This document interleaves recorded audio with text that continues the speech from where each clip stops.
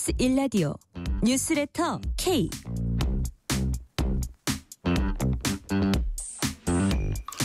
안녕하세요. 뉴스레터 K 진행하는 전종철입니다.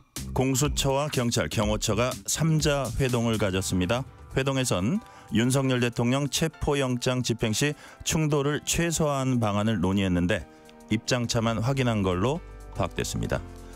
정진석 대통령 비서실장이 대국민 호소문을 통해서 윤석열 대통령을 제3의 장소에서 조사하는 방안을 내놨습니다.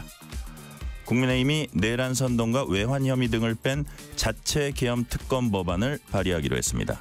민주당은 충분히 논의할 수 있다면서도 지연 전략은 용납하지 않는다고 했습니다. 오늘 헌법재판소의 탄핵재판 첫 변론기일은 윤 대통령이 출석하지 않으면서 4분 만에 종료됐습니다. 핵심 정치 현안들 정치 토크 코너와 박지원 민주당 의원 인터뷰에서 자세히 짚어봅니다. 청취율 조사 기간입니다. 02로 시작되는 전화가 오면은 뉴스레터 K라고 대답해 주시면 감사하겠습니다. 방송 중에 사연 보내주시면 추첨을 통해서 치킨 교환권 보내드릴 테니까요. 많은 참여 부탁드립니다. 문자샵 9730, 짧은 문자 50원, 긴 문자는 100원, 어플리케이션 콩으로 보내시면 무료입니다. 유튜브 KBS 1라디오 계정 채팅으로도 얘기 나누실 수 있습니다. 뉴스레터 K 지금부터 시작합니다.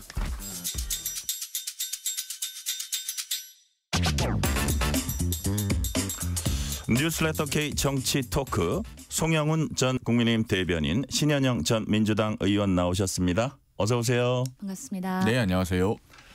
자, 경찰 국가수사본부, 고위공직자범죄수사처 그리고 대통령 경호처가 윤석열 대통령 2차 체포영장 집행을 앞두고 3자 회동을 했어요. 이 회동에서 영장 집행 시 충돌을 최소화하는 방안이 무엇일까 논의한 것으로 알려졌습니다. 자, 송영훈 대변인, 어떤 얘기들을 나눴을까요? 사실 논의는 했는데 네. 뾰족한 수는 못 찾았고 결국 소득은 없었던 것으로 보여집니다. 왜냐하면 이 회동을 마치고 이제 공조본, 그러니까 공수처와 경찰, 네. 그 공조본이 먼저 입장을 밝혔는데요. 공조본은 그 경호처의 안전하고 평화적인 영장 집행을 위한 협조를 요청했다. 이렇게 밝혔는데 그러면은 영장 집행을 포기하지 않았다는 의미 아니겠습니까? 협조를 요청했다는 건요. 그리고 이에 대한 경호처의 답변을 기다리고 있다. 오전에 이렇게 밝혔었어요. 그러면은 기다리고 있다는 거는 원하는 답변을 못 들었다는 이야기입니다. 그러니까요. 그렇잖아요. 그래서 아니나 다를까 낮 1시쯤에 경호처가 입장을 내놨는데 대통령 관저에 강제 출입하는 건 위법하다. 매뉴얼대로 대응하겠다. 또 불법적인 영장 집행에도 매뉴얼대로 대응하겠다. 그리고 대통령 관저 출입에는 책임자의 사전 승인이 필요하다. 이런 입장들을 내놨어요. 그러면은 결국에는 평행선을 달린 것 같고 어떻게 보면은 양쪽의 명분 쌓기 아니었겠는가. 그런 생각이 듭니다. 우리는 노력은 했다. 그렇습니다. 자, 소득은 없었다는 건데 우리 신현영 의원님은 이 3자 회동 관련해서 좀 파악된 바가 있습니까? 그래도 국민들이 봤을 때는 의미가 있다라고 봅니다. 아, 그래요? 최대한 체포영장을 집행하는 데 있어서의 뭔가 피해나 아니면 물리력이나 이런 것들을 최소화하기 위한 관계 부처 간의 합동에 그런 시도를 한 거지 않습니까? 물론 결과는 없었긴 했지만 그러면서 이제 대통령의 영장 집행이 그 체포영장 집행이 이제 디데이가 이제 얼마 안 남았구나. 라는 또 나름의 메시지가 될 수도 있을 것 같고요. 저 정보를 좀 득한 게 있습니까? 언제라고? 내일? 지금 중앙일보 단독으로는 내일 새벽 5시라고 보고가 되고 있는데 뭐 알 수 없죠. 왜냐하면 실제로는 또 그 보도가 나왔으니까 언제 또 어떻게 달라질지도 모르고. 그렇죠. 새벽 5시면 꽤 이른 시간이기 때문에 또 그런 과정에서 죄송합니다. 경호처의 입장문은 매뉴얼대로 대응한다는 것 자체가 무기 사용을 배제하지 않겠다는 의미거든요.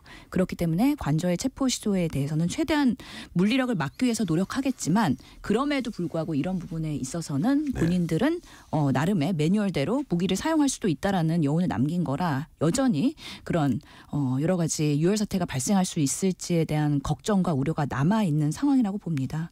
근데 지금 뭐 경호처 여러 보도들을 보면은 내부에서 기강들이 많이 해해졌고 그런 지시하는 오더들이 결국에는 다 뭐 유출되고 있는 상황이거든요. 그리고 지금 경호처의 가족들 다들 뭐 걱정과 불안에 떨고 있고 윤 대통령이 결단했으면 좋겠다. 우리 가족들 지켜줬으면 좋겠다. 이런 뭐 편지도 공개되지 않았습니까? 그런 면에서 체포영장의 과정이 시도가 되더라도 좀 안전하게 될 수 있도록 3자가 모인 만큼 그런 컨센서스를 이뤘으면 좋았을 텐데 하는 아쉬움이 남습니다. 네. 자, 송영훈 대변인, 경찰은 오늘 수도권 광역수사대 형사들을 모아서 2차 회의를 한 것으로 알려졌습니다.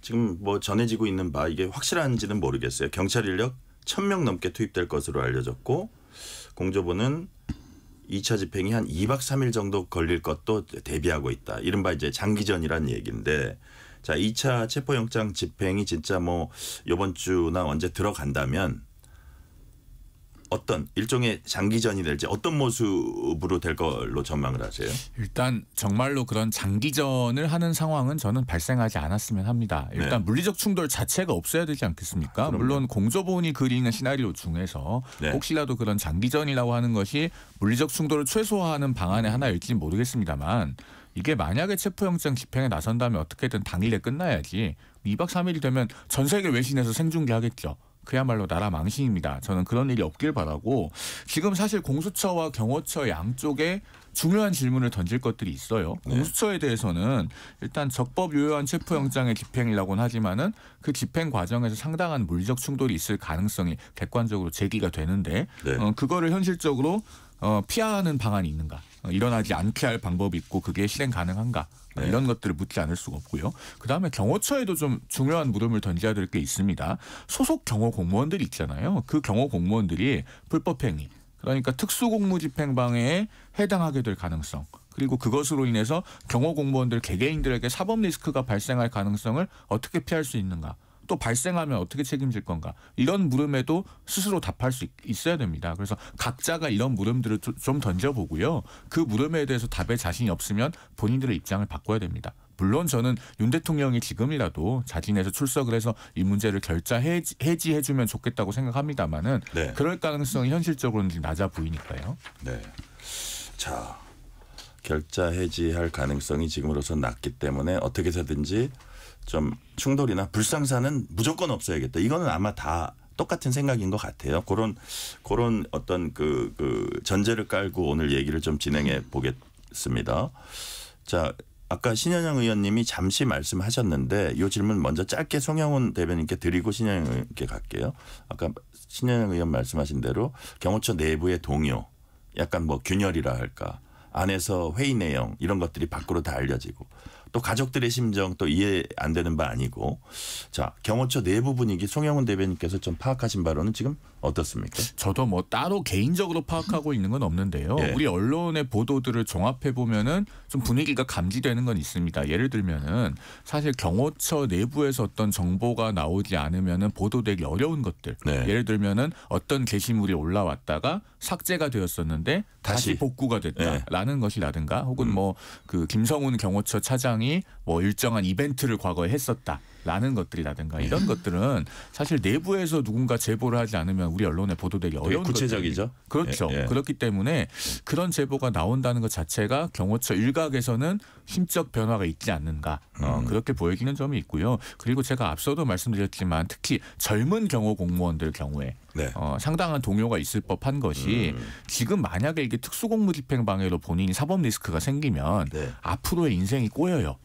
그런 부분에 대해서 굉장히 현실적인 고민들이 저는 있을 거라고 봅니다. 그래서 이런 부분들을 그런데 어쨌든 명령이 있으면 수행을 해야 되는 위치에 있는 입장에서는 스스로 어떻게 할 수 없는 문제들 아니겠습니까? 예. 그러니까 이 경호처 수뇌부, 지금은 이제 김성훈 경호처 차장이죠. 이런 인물들이 정말 합리적인 판단을 해서 좀 정리를 해줘야 된다라는 생각도 한편으로 듭니다. 여러 가지 이제 그 얘기들이 있는데 사실 김성훈 차장 지금 경호처장 직무대행하고 있습니다. 그 밑에 이제 경호본부장이 있어요. 그래서 경찰이 이분들에 대한 어떤 체포영장을 발부받아서 이분들을 체포하면은 이게 이제 그 다음 과정이 쉬워지지 않나 이런 생각을 좀 하고 있는 것 같거든요. 그런 부분은 어떻게 보세요, 신현영 의원님? 그래서 오늘 경호처 차장의 체포영장이 발부가 됐고요. 예. 이제 뭐 본부장이나 이렇게 순차적으로 체포영장이 이제 신청이 됐기 때문에 법원에서 판단을 할 거라고 보고요. 만약에 그 디데이가 내일일지 아니면 내일 모레가 될지 어쩔지는 모르겠지만 네. 그런 사태가 발생했을 때 수뇌부들은 여전히 강성이기 때문에 강력하게 방어에 대한 주문을 경호처에 하겠지만 경호처에 담당하고 있는 직원분들만 해도 MZ세대이고 우리 국회에서의 그런 침탈이 있었을 때도 적극적으로 계엄군들이 활동하지 않았지 않습니까? 그런 부분에 있어서 의외로 만약에 체포영장이 집행이 됐을 때 빠르게 그런 1차, 2차, 3차 저지선이 무너질 수도 있겠다는 생각도 해봅니다. 그럼에도 불구하고 끝까지 그 수뇌부에서는 강력한 주문을 끝까지 방어를 하기 때문에 만약에 그렇게 작전이 계속해서 지속된다 그러면 정말 2박 3일까지도 지연될 수도 있다. 그래서 기저귀까지 준비하라는 거 아니겠습니까?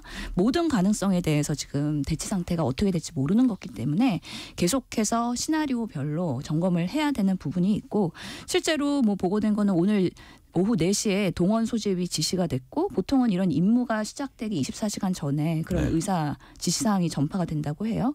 그런 면에서 이 광수대를 포함해서 뭐 형사기동대, 마약범죄수사대, 반부수사대 해가지고 1000여 명의 만약에 발생할 수 있는 그런 일들에 대해서 인해 전술로 500여 명의 경호처 직원들과의 그런 뭔가 밀고 밀리는 싸움들이 발생할 수도 있겠다라는 생각을 합니다. 네.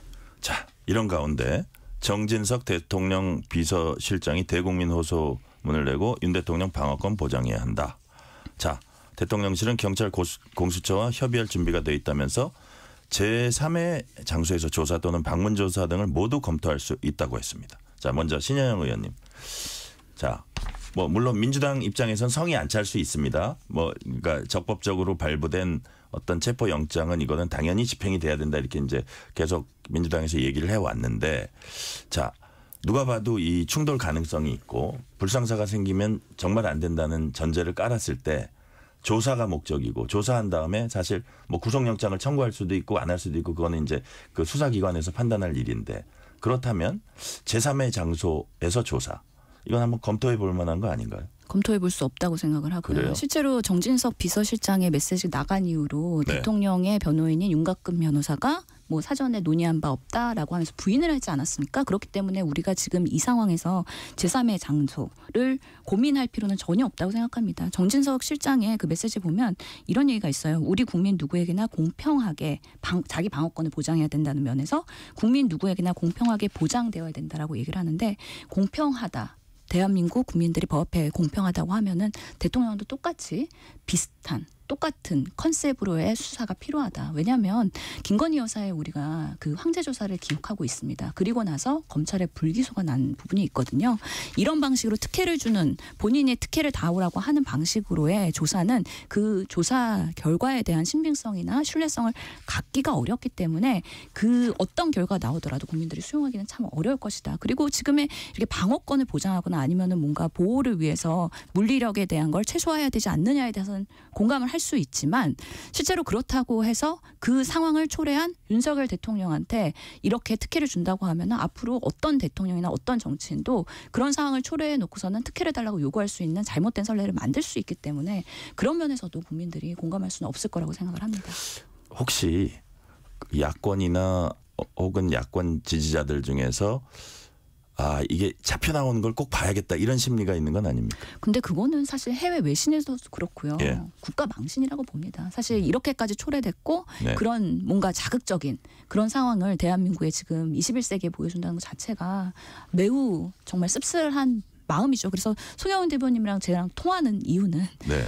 대통령이 결재해지 해라. 근데 윤석열 대통령은 그럴 수 있는 사람이 아니라는 거를 우린 너무 잘 알고 있지 않습니까? 3번의 소환 조사에 불응이고 지금도 법적 도의적 책임을 하고 있지 않고 오늘의 탄핵 심리에서도 변론에 참석하지 않았기 때문에 계속해서 이유를 생산하고 극우 지지자들을 자극하는 방식으로의 본인의 요새화하고 방탄하는 방식으로의 모습 보이는 것 자체가 정말 부끄러운 일이다. 근데 정말 체포영장 할 때 그렇다면 그 체포 과정에 대해서 순순히 응하는 게 어쩔 수 없는 대통령의 도리이지 않을까라고 생각합니다. 자, 아까 송영훈 저 대변인도 대통령이 결자해제라라는 이제 전제는 알겠어요. 근데 여튼 우리가 항상 최선을 할 수는 없는 겁니다. 만약에 차선으로서의 제3의 장소에서의 조사 어떻게 평가하세요? 협의가 안 될 걸로 봐요. 그래요? 예, 왜냐하면은 지금 공수처와 경호처 간에 제가 봤을 때는 상호 신뢰가 없어요.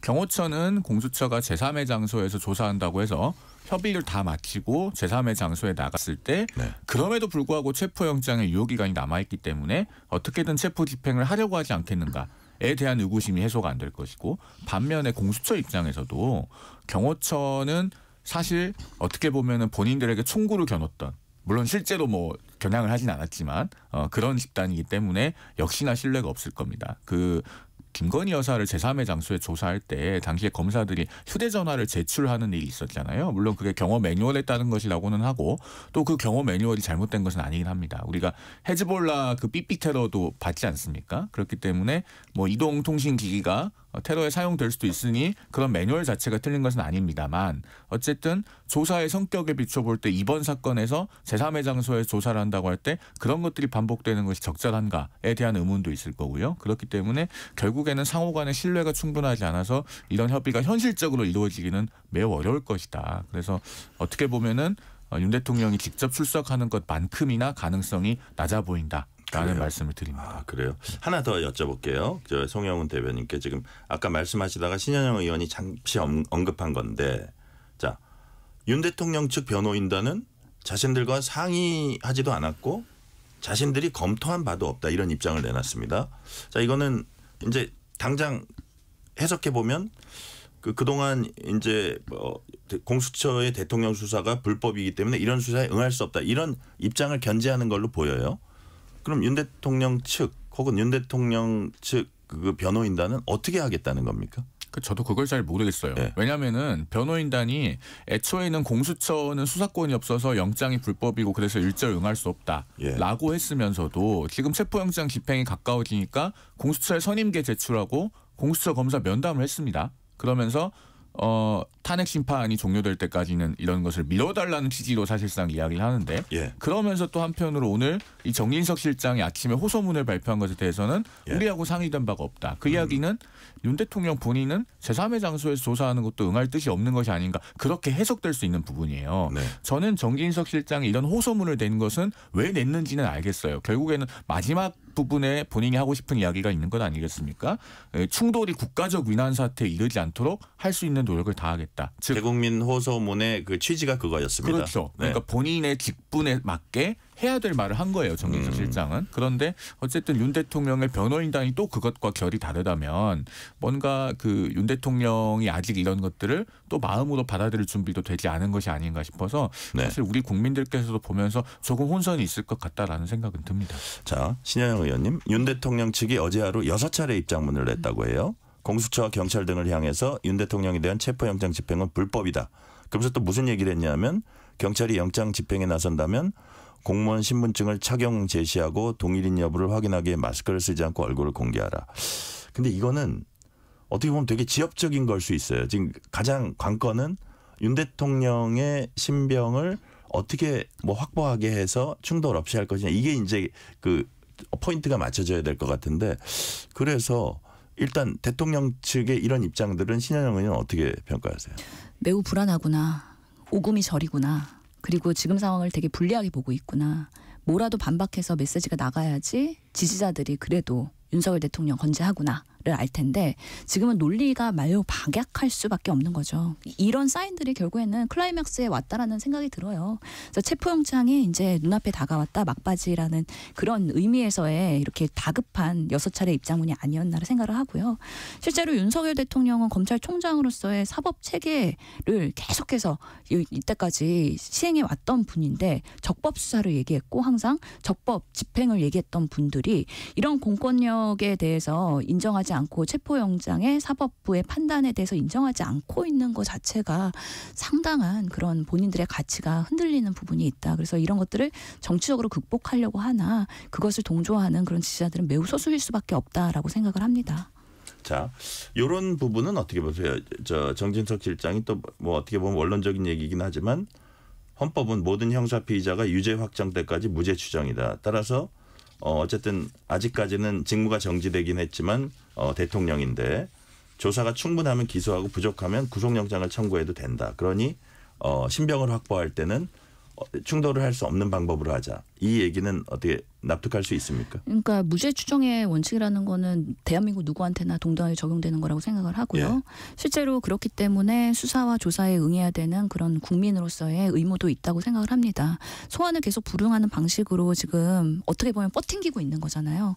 그럼에도 불구하고 본인의 그런 무죄 추정의 원칙, 자기 방어권을 주장을 하면서 그런 정진석 실장의 주장이 얼마나 국민들한테 공감대를 이룰 수 있느냐.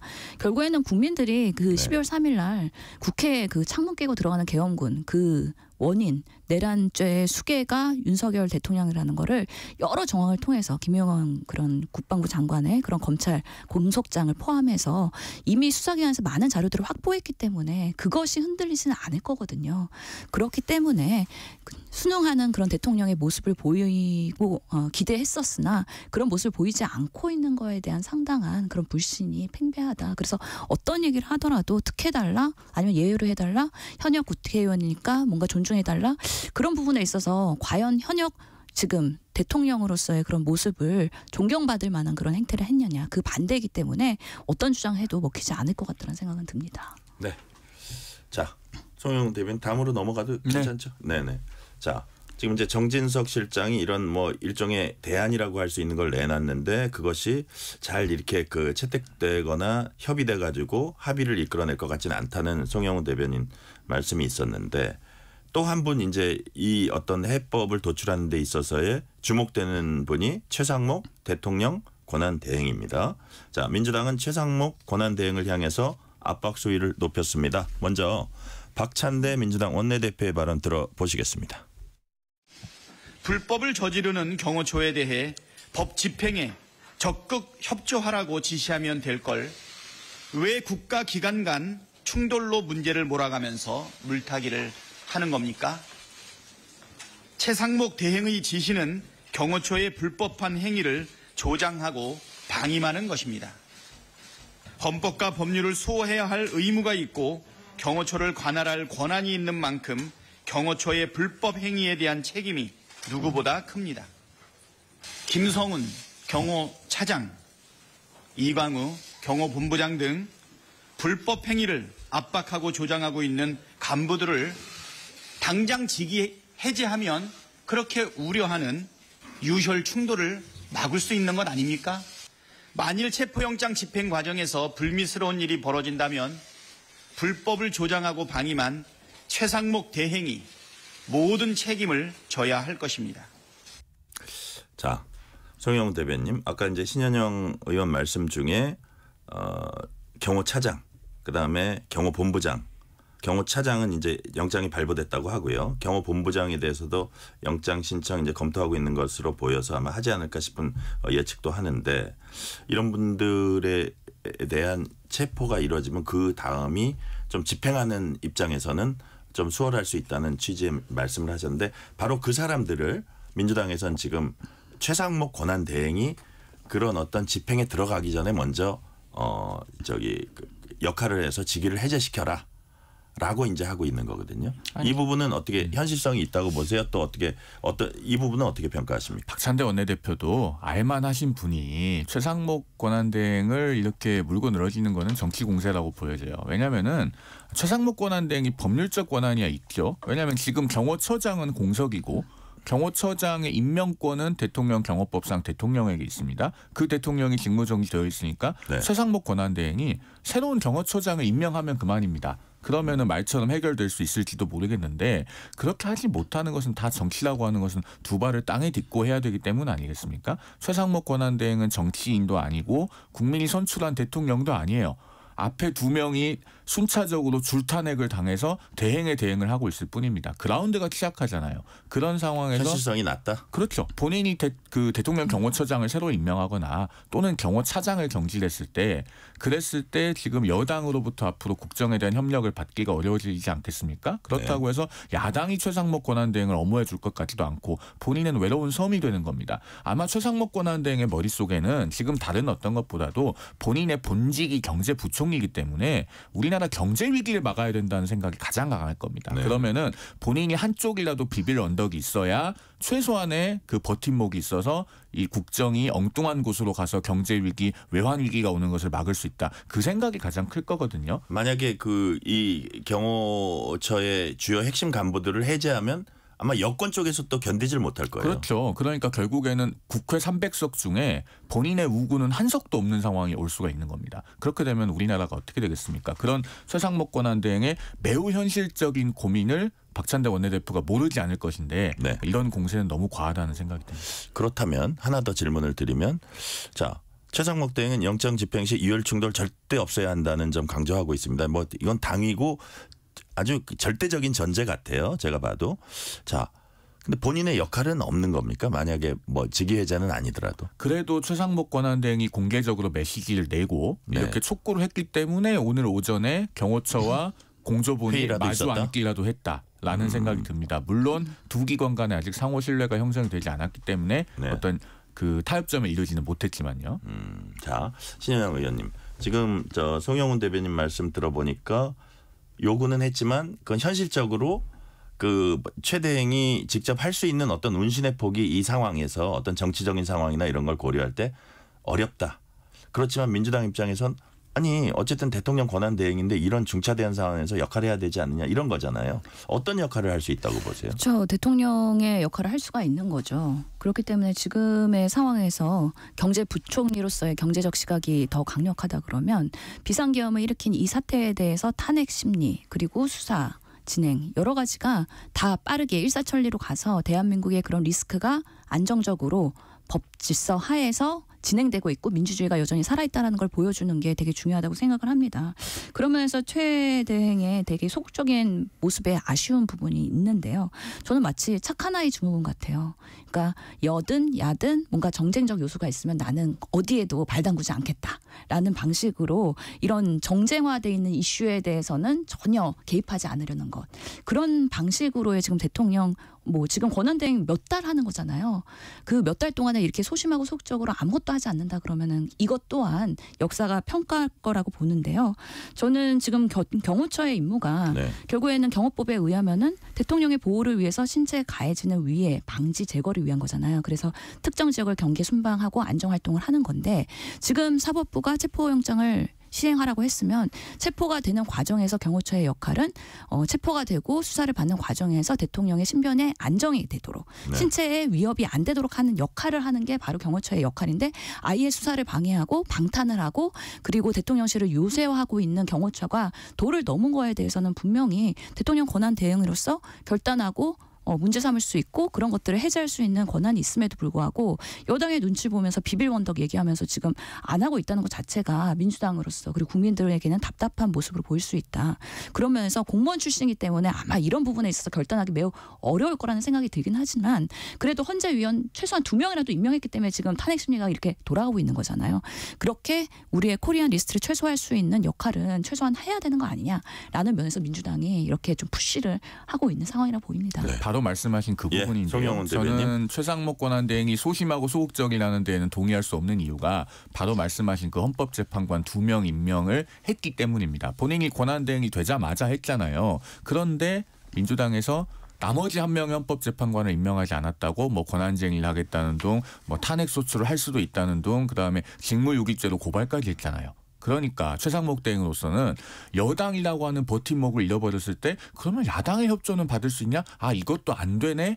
라는 판단을 이미 했을 겁니다. 그래서 본인이 나름대로 가장 바람직하다고 생각하는 그 어떤 대안이 있겠지만은 그런 것을 실행할 수 없는 상황에 이른 거예요. 이것은 민주당도 본인들이 어떻게 했는지를 돌아봐야 될 부분입니다. 저는 그래서 한덕수 총리는 우선 헌재위원 임명 안에서 그나마 최상목 대행이 더 낫다고 생각은 하지만 여든 야든 눈치 보지 말고 국민만 보고 가라. 지금의 위기의 대한민국을 재건하기 위해서 본인이 몇 달간 권한대행 할 때 할 수 있는 최선의 것을 해야 된다. 그리고 그 결과는 역사가 평가할 거라고 생각하기 때문에 조금 더 소신껏 적극적 해줬으면 좋겠다는 바람입니다. 네. 1675님이 이런 문자 주셨어요.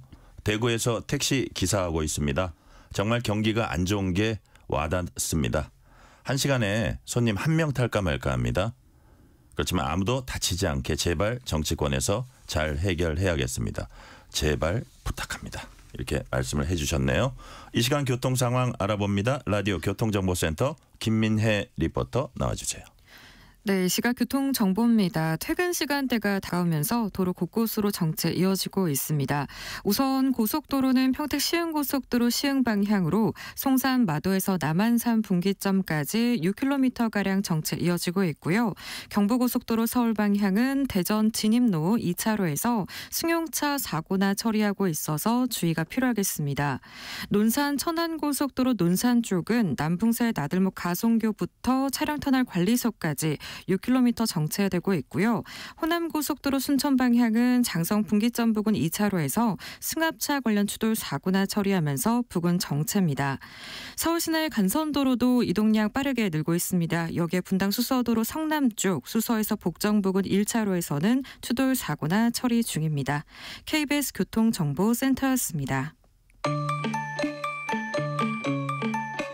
퇴근길 당신과 함께 읽는 세상 이야기 KBS 1라디오 뉴스레터 K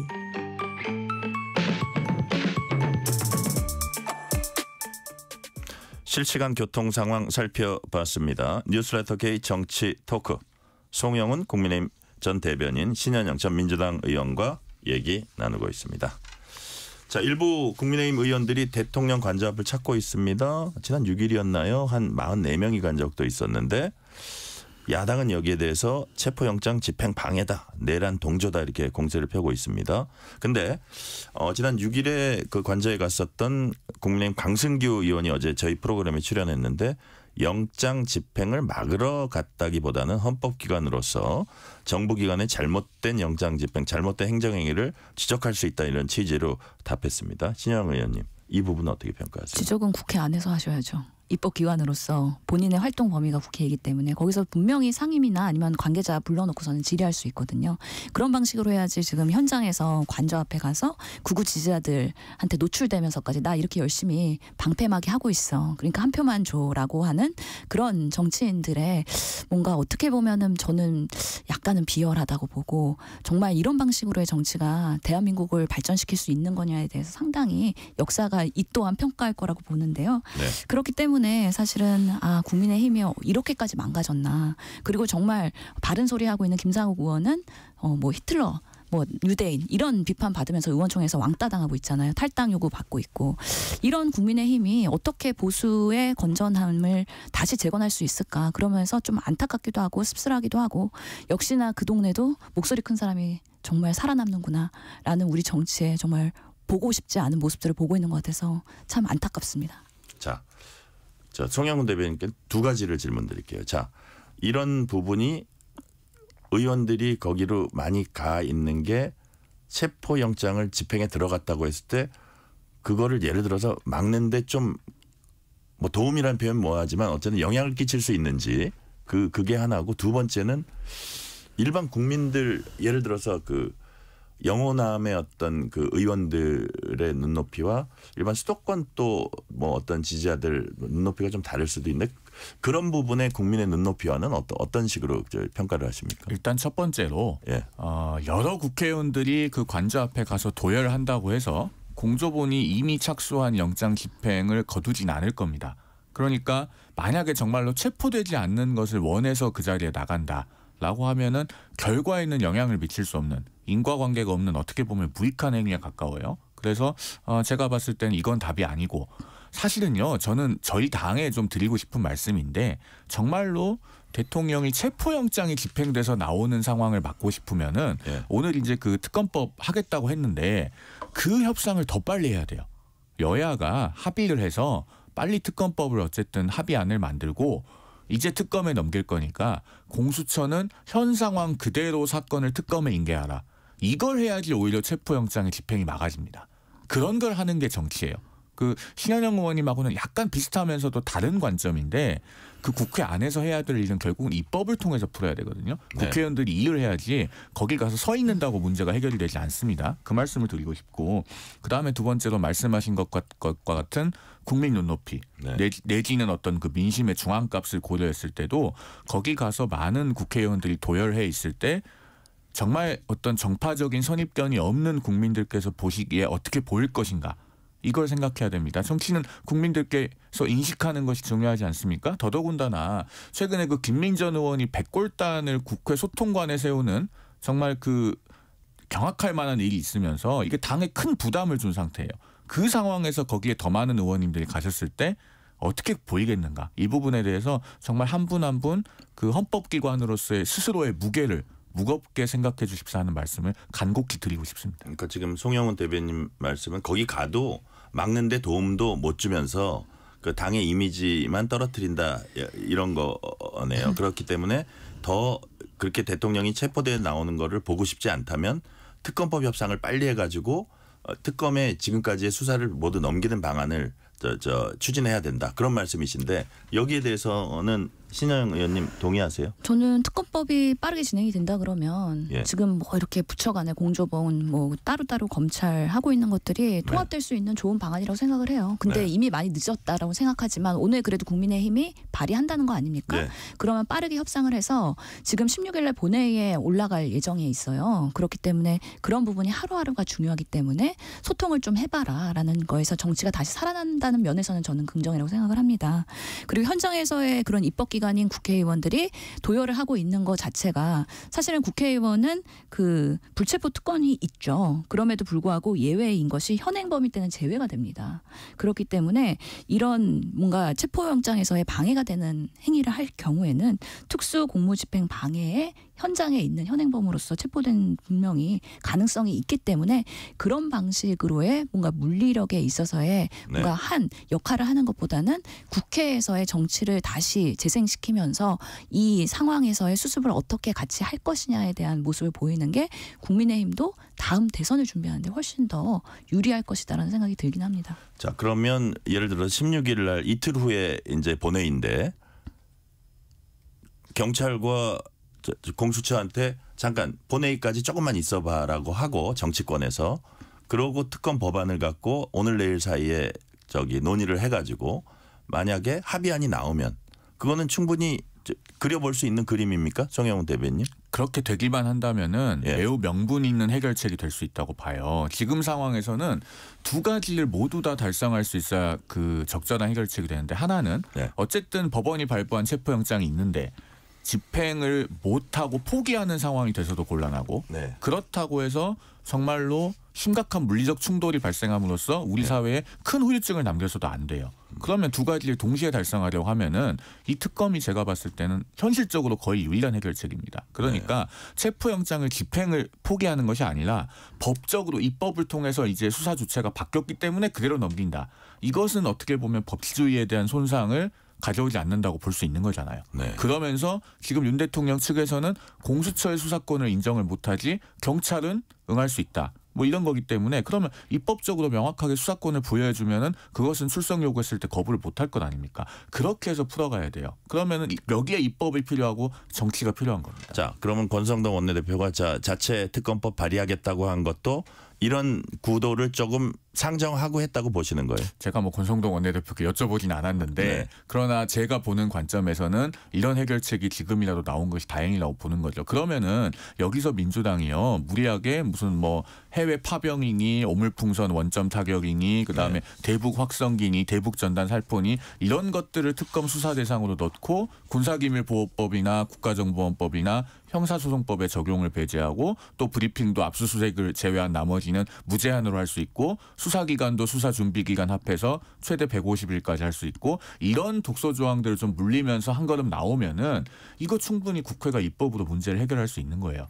그러니까 신영 의원님 만약에 지금 말씀하셨는데 좀 뭐 군더더기라는 표현은 그렇지만 아주 경량화시켜서 그래서 민주당도 특검법을 추진하는 거를 더 바라지 않겠습니까? 막 너무 헤비한 거보다는. 예, 어때요? 특검법은 추진해야 된다고 보고 그렇기 때문에 협상의 여지가 열려 있다라고 민주당에서도 얘기를 했는데요. 지금 근데 체포영장을 그런 특검법으로 전환하자는 아이디어는 저는 상당히 이상주의적인 이야기라고 생각합니다. 우리의 정치와 우리의 현실을 되돌아봤을 때 두 가지 정도의 그 장애물이 있을 것 같은데 뭐예요? 첫 번째로는 권성동 원내수석이 특검법을 추진하겠다는 자체만으로도 원내대표가 추진한 것만으로도 그 결정하는데 시간이 꽤 많이 걸렸어요. 그리고 이것을 민주당이랑 협상을 해야 되는데 쉽게 금방 협상되지 않을 겁니다. 왜냐하면 두 집행부 모두 협상이라는 걸 그동안 22대 때 거의 못했기 때문에 시간이 꽤 많이 걸리면서 줄다리기를 할 겁니다. 그리고 나름 특검이 진행되는 과정에서도 조속하게 시행하는 것보다는 네. 지연 작전이 분명히 국민의힘에도 있을 수 있다. 왜냐하면 너무 빠르게 갔을 때는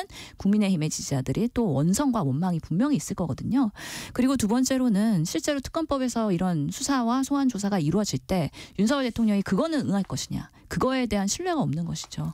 그렇기 때문에 네. 계속해서 발생하고 지연되는 장애물에 대해서 민주당이 특검법을 합의했다고 해서 그럼 체포영장에 대해서 뭐 수사권에 그런 요청을 하거나 같이 협력하기는 매우 어려운 상황이다라는 것 생각이 듭니다. 저는 이제 이 네, 지점에서 정영훈 대변인. 네, 예, 저는 이 짤막하게. 지점에서 예. 이제 잘 봐야 된다고 생각을 하는 게요. 예, 예. 전국의 스케줄이에요. 만약에 공수처가 내일 체포영장 집행에 나선다면 그것이 특검법 처리 일정과 저는 무관하지 않을 거라고 봅니다. 공수처가 현재 이 체포에 어떻게 보면 명운 내지는 사활을 걸고 있는 것이 조직 논리와 무관하지 않거든요. 4년 넘게 유죄 확정 판결 하나도 못 받아봤고 구속영장 발부도 못 받아봤는데 예. 이번에 대통령 체포영장 집행마저 못하고 넘어가면 그야말로 기관이 폐지될 참이에요.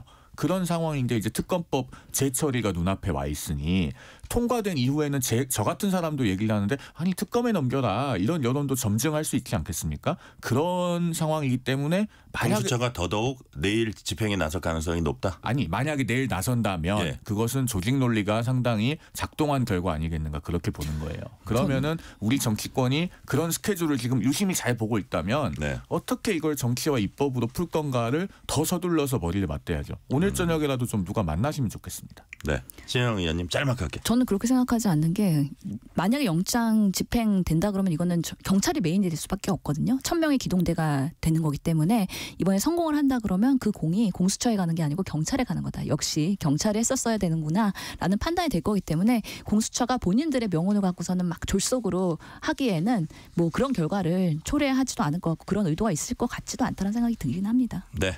오늘 오후에 윤 대통령 탄핵 심판 첫 변론기를 시작으로 본격적인 탄핵 심판 절차 시작됐습니다. 윤 대통령이 신변 안전 우려된다는 이유로 불참해서 4분 만에 끝났습니다. 자, 앞으로 이 송영훈 대변인 윤 대통령 출석 여부와 관계없이 따박따박 진행된다는 거죠. 그렇죠. 헌법재판소법상 예. 두 번째 변론기일부터는 예. 당사자가 또다시 안 나오면 그때부터는 출석 없이도 진행할 수 있습니다. 언제쯤 결론이 날까요? 이건 예상하기가 어려운데요. 문제는 민주당에서는 한 2월 안에라는 얘기들을 하던데. 그거는 이제 민주당 희망사항이겠죠. 특히 예. 이재명 대표의 희망사항일 겁니다. 왜냐하면 본인의 선거법 사건 항소심 재판이 빨리 끝날 수도 있기 때문에 네. 그런 부분 때문에 탄핵 심판의 시계를 더 앞당기고자 하는 의도가 분명히 있다고 봐요. 그런데 여기서 이제 중요한 것은 윤 대통령 변호인단의 태도입니다. 변호인단이 사실은 그 자잘한 것에 대해서 자꾸 절차적으로 네. 어떤 시비를 거는 듯한 태도를 하지 말고 정말 이 절차에 진지하고 협조적으로 임하면서 충분한 방어권의 보장을 요청해야 돼요. 예. 그래야지 충분한 시간을 갖고 심리를 할 수 있지 지금 뭐 변론기일 일괄 지정한 것을 문제 삼거나 네. 하면은 제가 봤을 때는 그 헌법재판관들의 절차 진행 면에서의 배려를 기대하기 어려울 거다라는 점을 말씀드리고 싶습니다. 요 대목에서요. 권성동 원내대표가 경찰이 이제 영장 집행 방해하면 경호처 직원이든 국회의원이든 누구든 이제 체포하겠다고 이런 얘기를 했었고 그랬었는데 법치를 어기는 행위다. 권 원내대표의 발언 이게 무슨 뜻입니까? 글쎄요. 아마 그 현장에 국민의힘 국회의원들이 나갈 수 있는 상황이라는 것을 생각한 것이 아닌가 싶은데요. 네. 다시 한번 말씀드립니다만 그래요. 거기 그렇게 많이 나가시는 게 바람직하지 않죠. 그리고 권성동 원내대표는 민주당이 발의한 이른바 내란 특검법에 대해서는 받아들일 수 없다고 했습니다. 앞으로 협상은 하겠다고 했지만 그 얘기 한번 들어보시겠습니다. 대한민국은 자유민주주의 진영과의 연대를 외교 노선으로 표방했습니다. 한국전쟁 이후 지금까지 북한은 우리의 주적입니다. 이것이 대한민국의 외교 안보의 정체성입니다. 그런데 이재명 세력은 대한민국 정체성을 훼손하는 왜곡된 대북관을 특검법에 끼워팔려고 합니다. 만약 이런 특검법이 통과되면 북한의 도발에 맞선 안보 정책은 수사 압박에 시달릴 것이며 결국 우리의 안보는 손발이 묶인 채 굴종을 강요받을 것입니다. 이처럼 야당의 특검법은 북한만 좋은 일을 시키는 것입니다. 이것이 내란 특검이 아니라 종북 특검, 이적 특검, 안보 해체 특검이라고 불려야 마땅합니다. 절대로 수용할 수 없습니다.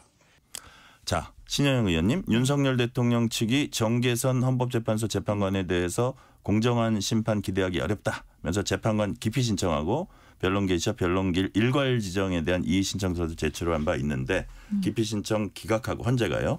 이의 신청도 수용하지 않았습니다. 이거 어떻게 평가하세요?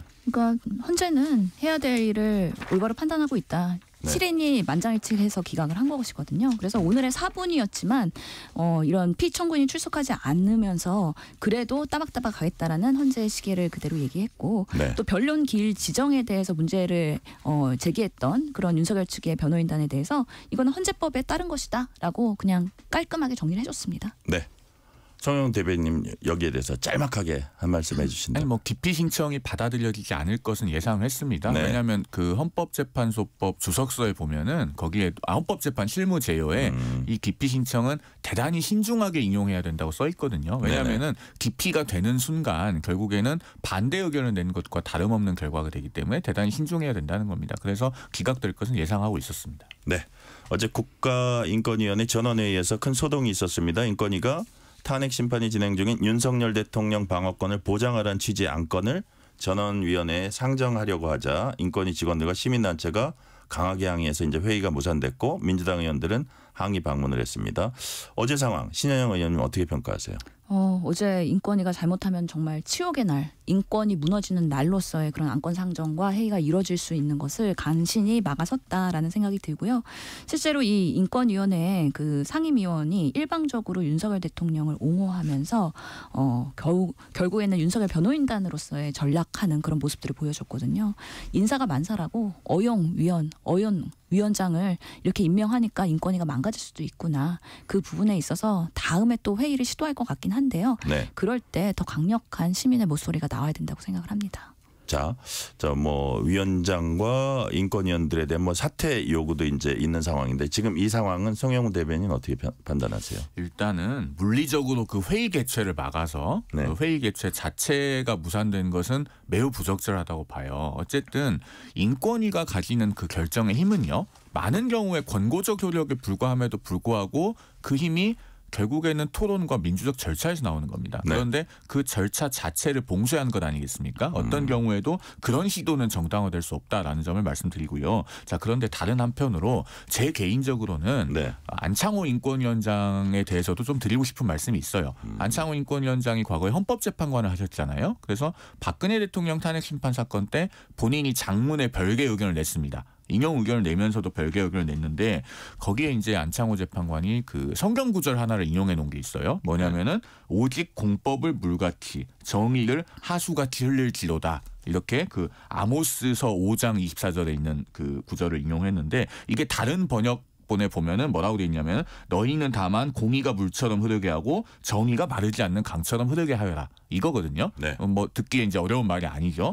자, 그런데 정의가 물처럼 흐르게 하려면 어떻게 해야 됩니까? 결국에는 정의가 잘 흐르지 않는 곳에 흐르게 해야 돼요. 그 얘기는 결국에는 인권의 사각지대에 있는 약자부터 더 보호해야 된다는 거고 그 약자에 관한 아젠다는 보수적인 것에도 있고 진보적인 것에도 있고 좌우를 가리지 않아요. 윤 대통령이 약자는 아니잖아요. 적어도 지금 상황에서는 충분한 방어권을 보장받고 있고 네. 상당히 적극적으로 변호인단을 통해서 입장이 전파가 되고 있습니다. 그렇다면은 안창호 위원장께서 이 안건을 먼저 상정하려고 하실 것이 아니라 다른 약자의 문제에 더 우선을 두었어야 하는 것이 아닌가. 저는 그런 말씀을 좀 고언으로서 드리고 싶습니다. 방금 저희가 이 방송 들어오기 전에 보니까 국회 내란 혐의 국조특위가 윤석열 대통령을 증인으로 이제 채택했다는 얘기가 있었고요. 또 그 내란 국조특위에서 김명수 합참의장이 이제 민주당 쪽에 남북 국지전 유도한 거 아니냐는 이런 의혹 제기에 대해서 합참의장이 외환이란 용어 쓴다는 건 근본적으로 군을 무시하는 것이다. 북풍 의혹은 직을 걸고 사실이 아니다. 라고 이제 합참의장이 했어요. 이런 부분은 신현영 의원님 어떻게 보세요? 그러니까요. 여전히 근데 의문이 남아있는 것이 이전에 보도에도 보면은 평양 무인기가 네. 발견이 됐고 그 다음날 연천에 무인기가 발견됐거든요. 근데 그런 사실을 합참이 경찰에 공개하지 말라고 요청을 한 적이 있어요. 그래서 예. 왜 사실을 은폐하려고 했는가, 합참은 왜 그런 부분에 있어서의 민감성을 발휘했는가, 이런 부분들은 사실은 조금 더 드러날 필요가 있어서 그런 것들이 해소가 돼야 합참이 부인하고 거부하고 있는 거에 대해서도 국민들이 납득할 거다라는 생각이 듭니다. 좀 더 단순 발언뿐만이 아니라 그것을 해소해 줄 수 있는 어떤 좀 더 확실한 것을 보여줘야 된다는 신현영 의원님 말씀에 대해서 우리 송영은 대변인 어떻게 보세요? 그래도 집권을 목표로 하는 수권 정당이라면요, 대한민국의 안보를 중요하게 생각해야죠. 그리고 지금 야당 국조특위위원들의 태도를 보면은 마치 정말로 그런 외환 유치 시도가 있었으면 하는 것처럼 보여요. 그런 태도로 접근해서 될 일은 아니라고 생각합니다. 그렇기 때문에 정말로 우리 안보상 민감한 그 기밀들을 노출시키는 국정조사, 그리고 군의 명예와 자부심까지 훼손시키는 방향으로서의 국정조사는 단언컨대 지양되어야 한다고 생각합니다. 북한을 이롭게 하는 거 아니냐 뭐 이런 지적도 있어요. 여당 쪽에서. 그렇죠. 지금 결국에는 우리 안보에서 노출되지 말아야 될 것들. 예를 들면 평양 무인기 발견됐을 때도 우리 군은 NCND라는 입장을 보였습니다. 사실 그래야 맞는 거거든요. 그런데 정말 알려지지 않아야 할 것까지 여과 없이 노출하게 된다면 그 국조가 진정으로 달성하고자 하는 바는 무엇인가. 이것에 대해서 아마 많은 의문이 제기될 겁니다. 네, 오늘 말씀은 여기까지 듣겠습니다. 송영훈 전 국민의힘 대변인, 신현영 전 민주당 의원이었습니다. 말씀 감사합니다. 감사합니다. 감사합니다. 뉴스레터 K 1부 마치고 2부가 이어집니다.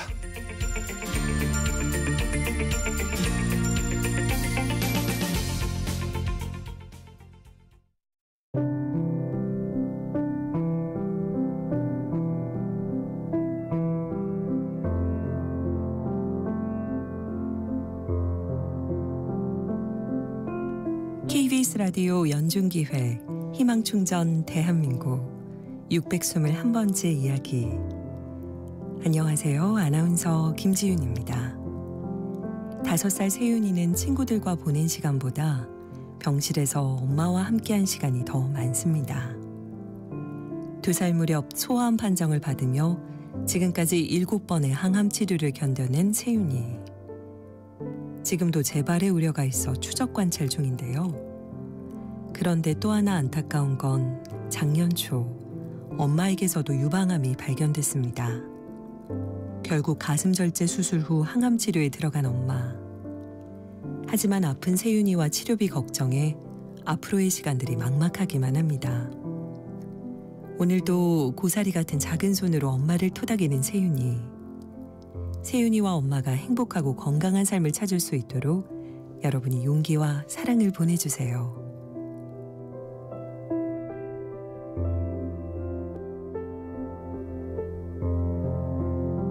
여러분의 따뜻한 손길이 희망의 빛이 됩니다. ARS 060-700-1580 060-700-1580 한 통화 3,000원으로 희망을 선물해 주세요. KBS 라디오 연중기획 희망충전 대한민국은 초록우산 어린이재단, 인탑스 주식회사, 그리고 청취자 여러분과 함께합니다. ARS 060-700-1580 한 통화 3,000원입니다.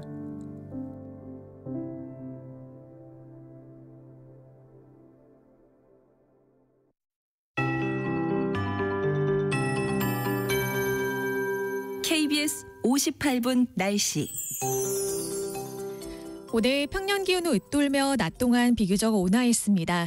다만 전국 대부분 지역의 미세먼지 농도가 짙었는데요.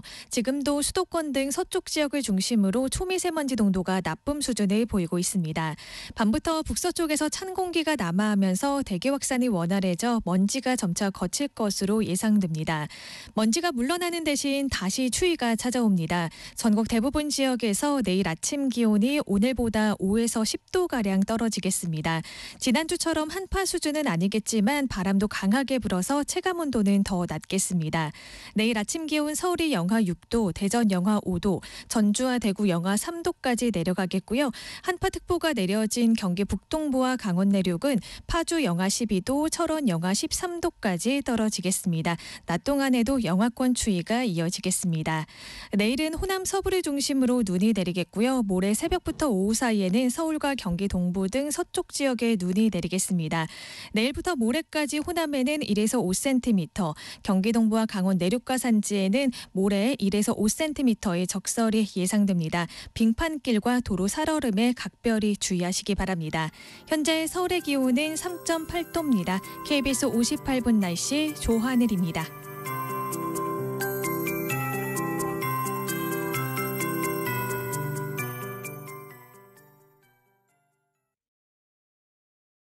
정성을 다하는 국민의 방송 KBS가 6시를 알려드립니다.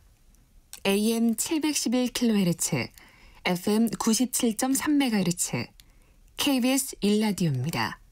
HLKA.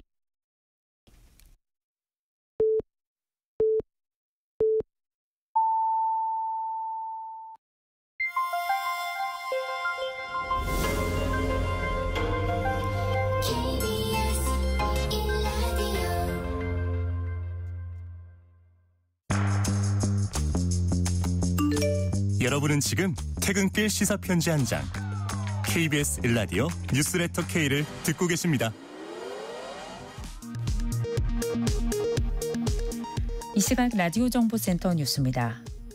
헌법재판소에서 오늘 오후에 열렸던 윤석열 대통령 탄핵 심판 사건의 첫 변론 기일에서 윤 대통령 측이 신청한 재판관 기피 신청이 받아들여지지 않았습니다.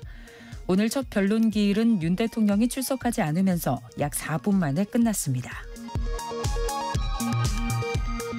국민의힘이 내란 선동과 외환 유치 혐의 등을 뺀 자체 계엄 특검 법안을 발의하기로 했습니다. 더불어민주당은 일단 충분히 논의 가능하다면서도 지연 전략이라면 용납할 수 없다고 강조했습니다. 북한이 오늘 아침 동해상으로 단거리 미사일 여러 발을 발사했습니다. 지난 6일 발사 이후 8일 만입니다. 최상목 대통령 권한대행은 북한의 미사일 발사는 명백한 유엔 안보리 결의 위반이라고 규탄하며 한미동맹을 바탕으로 더욱 단호히 대응하겠다고 말했습니다. 윤석열 대통령에 대한 체포영장 집행을 방해한 혐의를 받는 김성훈 경호처 차장에 대한 체포영장이 발부됐습니다. 경찰은 이르면 내일 새벽으로 전망되는 윤 대통령 체포영장 재집행에서 김 차장에 대한 신병 확보를 시도할 걸로 보입니다. 국회 보건복지위원회가 이번 달 중으로 국민연금 개혁을 위한 입법 공청회를 개최하기로 했습니다. 22대 국회가 들어선 지난해 9월 정부는 보험료율 13%, 소득 대체율 42%의 연금 개혁안을 발표했지만 여야 이견으로 합의를 이루지 못했습니다. 지금까지 라디오 정보센터 뉴스 편유희였습니다.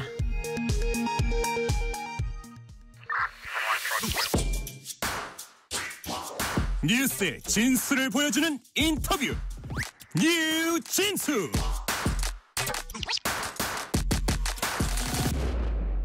청취율 조사 기간입니다. 02로 시작되는 전화가 오면은 뉴스레터 K라고 대답해 주시면 감사하겠습니다. 방송 중 사연 보내주시면 추첨을 통해서 치킨 교환권 보내드릴 테니까요. 많은 참여 부탁드립니다. 비상계엄과 탄핵소추 그리고 체포영장 집행까지 지난 한 달여 동안 전국은 하루하루가 숨가쁠 정도였습니다. 야권에서 적극적으로 목소리를 내고 계신 박지원 민주당 의원 나오셨습니다. 박지원 의원님 어서 오세요. 오랜만입니다. 네. 네. 자, 아침 전격 식사 잘했는데. 네. 왜 고성국한테 쫓겨나요? 아 잠깐. 아 이거는 저기 저 무효입니다. 지금 말씀하신 말씀은 완전 무효. 예. 저 사실도 아니고 자 박지원 의원님 오늘 일정을 보니까 방송 출연이 4건. 본회의 참석하셨고. 아 본회의는 오늘 취소됐어요. 아 본회의 취소됐죠. 예, 틈틈이 SNS에 의견 올리시고 중요 기사는 공유도 또 하고 계셔요. 예. 게다가 금요일에 지역구 갔다가 월요일에 서울 오시는 금기원래에도 계속하고 계십니다. 야, 이게 참 부지런하세요. 강행군 연속인데 솔직히 좀 힘들지 않으세요? 저는 300명 국회의원 중 저 스스로 가장 열심히 노력하고 치열하게 국회의원 한다 해서 기쁜 마음으로 합니다. 그러세요. 자, 본격적인 얘기 들어가기 전에 청취자들이 그런 걸 물어보는 분들이 있더라고요. 과연 박지원 의원님의 건강 비결은 뭔가? 저희 KBS 청취자 여러분들께 한 말씀 해주시죠. 잘 건강 먹고. 비결. 저는 사고만 합니다. 띵킹. 예, 사고. 잘 먹고 생각을 많이 한다. 잘 짜고 예. 잘 걷고 참지 않고 말하고 참으면 암 걸려요. 그래서 오늘 또 냉면을 좋아하니까 냉면 먹고 국회에서 1시간 걸어요. 네. 점심시간에. 냉면 어디서 드셨어요? 여기 국회 앞에? 국회 앞에. 아, 저쪽으로 안 정인면옥이라고 한국 냉면 예, 아주 예. 잘하는. 저 시간 있으면 마포 을밀대도 가고. 아, 그러시군요. 을지면옥도 가고. 냉면 좋아하시네요. 아침 저녁으로 먹어요. 알겠습니다. 이제 제가 주요 현안 질문 드려도 되죠? 예. 예. 자, 윤석열 대통령에 대한 체포영장이 임박한 것으로 알려졌습니다. 정진석 비서실장이 대국민 호소문 내놨습니다. 제3의 장소에서 조사하는 방안 등이 담겼습니다. 자, 우선 정진석 실장이 제3의 장소 조사 방안 낸 이유 뭐라고 보세요? 저는 정진석 실장하고 아주 잘 알잖아요. 그런데 이 판국에 대국민 호소문을 낼 게 아니라 대윤석열 호소문을 내서 대통령이 좀 깨끗하게 내려가는 모습이라도 아름답게 대국민 사과하고 걸어서 서울구치소로 가는 모습이 연출을 해야 되는 거 아니에요? 그런데 무슨 낯으로 대국민 호소문을 하죠? 제3의 장소? 뭐 김건희가 그렇게 받으니까 지금도 대통령으로 착각하는데 지금은 대통령직이 탄핵된 사람이에요. 그렇기 때문에 저는 그렇게 제3의 장소다. 뭐 마약 사범처럼 취급하지 몰라. 탄핵 당한 사람이라는 건 탄핵 소추. 그렇죠. 말씀하시는 탄핵 거죠. 소추도 예. 있죠. 그렇기 때문에 저는 그러한 얘기를 한 우리 정진석 비서실장이 참 모렴치하다 이렇게 평가를 합니다. 자, 그러면 제3의 장소 조사 방안 이거는 뭐 받아들일 수 없는 그렇죠. 제안이다. 예. 그렇게 말씀하시는 거고요. 근데 윤 대통령 변호인단 측은 또 정 실장이 사전에 상의도 없었고 변호인단에서 이를 검토하지도 않았다. 자, 그렇다면 변호인단은 기존의 입장대로 공수처는 수사 권한이 없다. 따라서 체포영장 집행도 불법이다. 이런 입장을 고수하고 있는 걸로 보입니다. 그 짜고 치는 고스톱이죠. 아, 그런가요? 네, 그걸 안 들어주니까 변호인 측에서 그렇게 얘기를 하지만은 그래서 저는 법사위에서 줄기차게 내란 수사권은 경찰이 가지고 있어요. 그러나 경찰은 영장 청구권이 없어요. 공수처도 검찰도 그렇기 때문에 직권남용으로 엮어가잖아요. 그러나 공수처는 또 기소권이 없어요.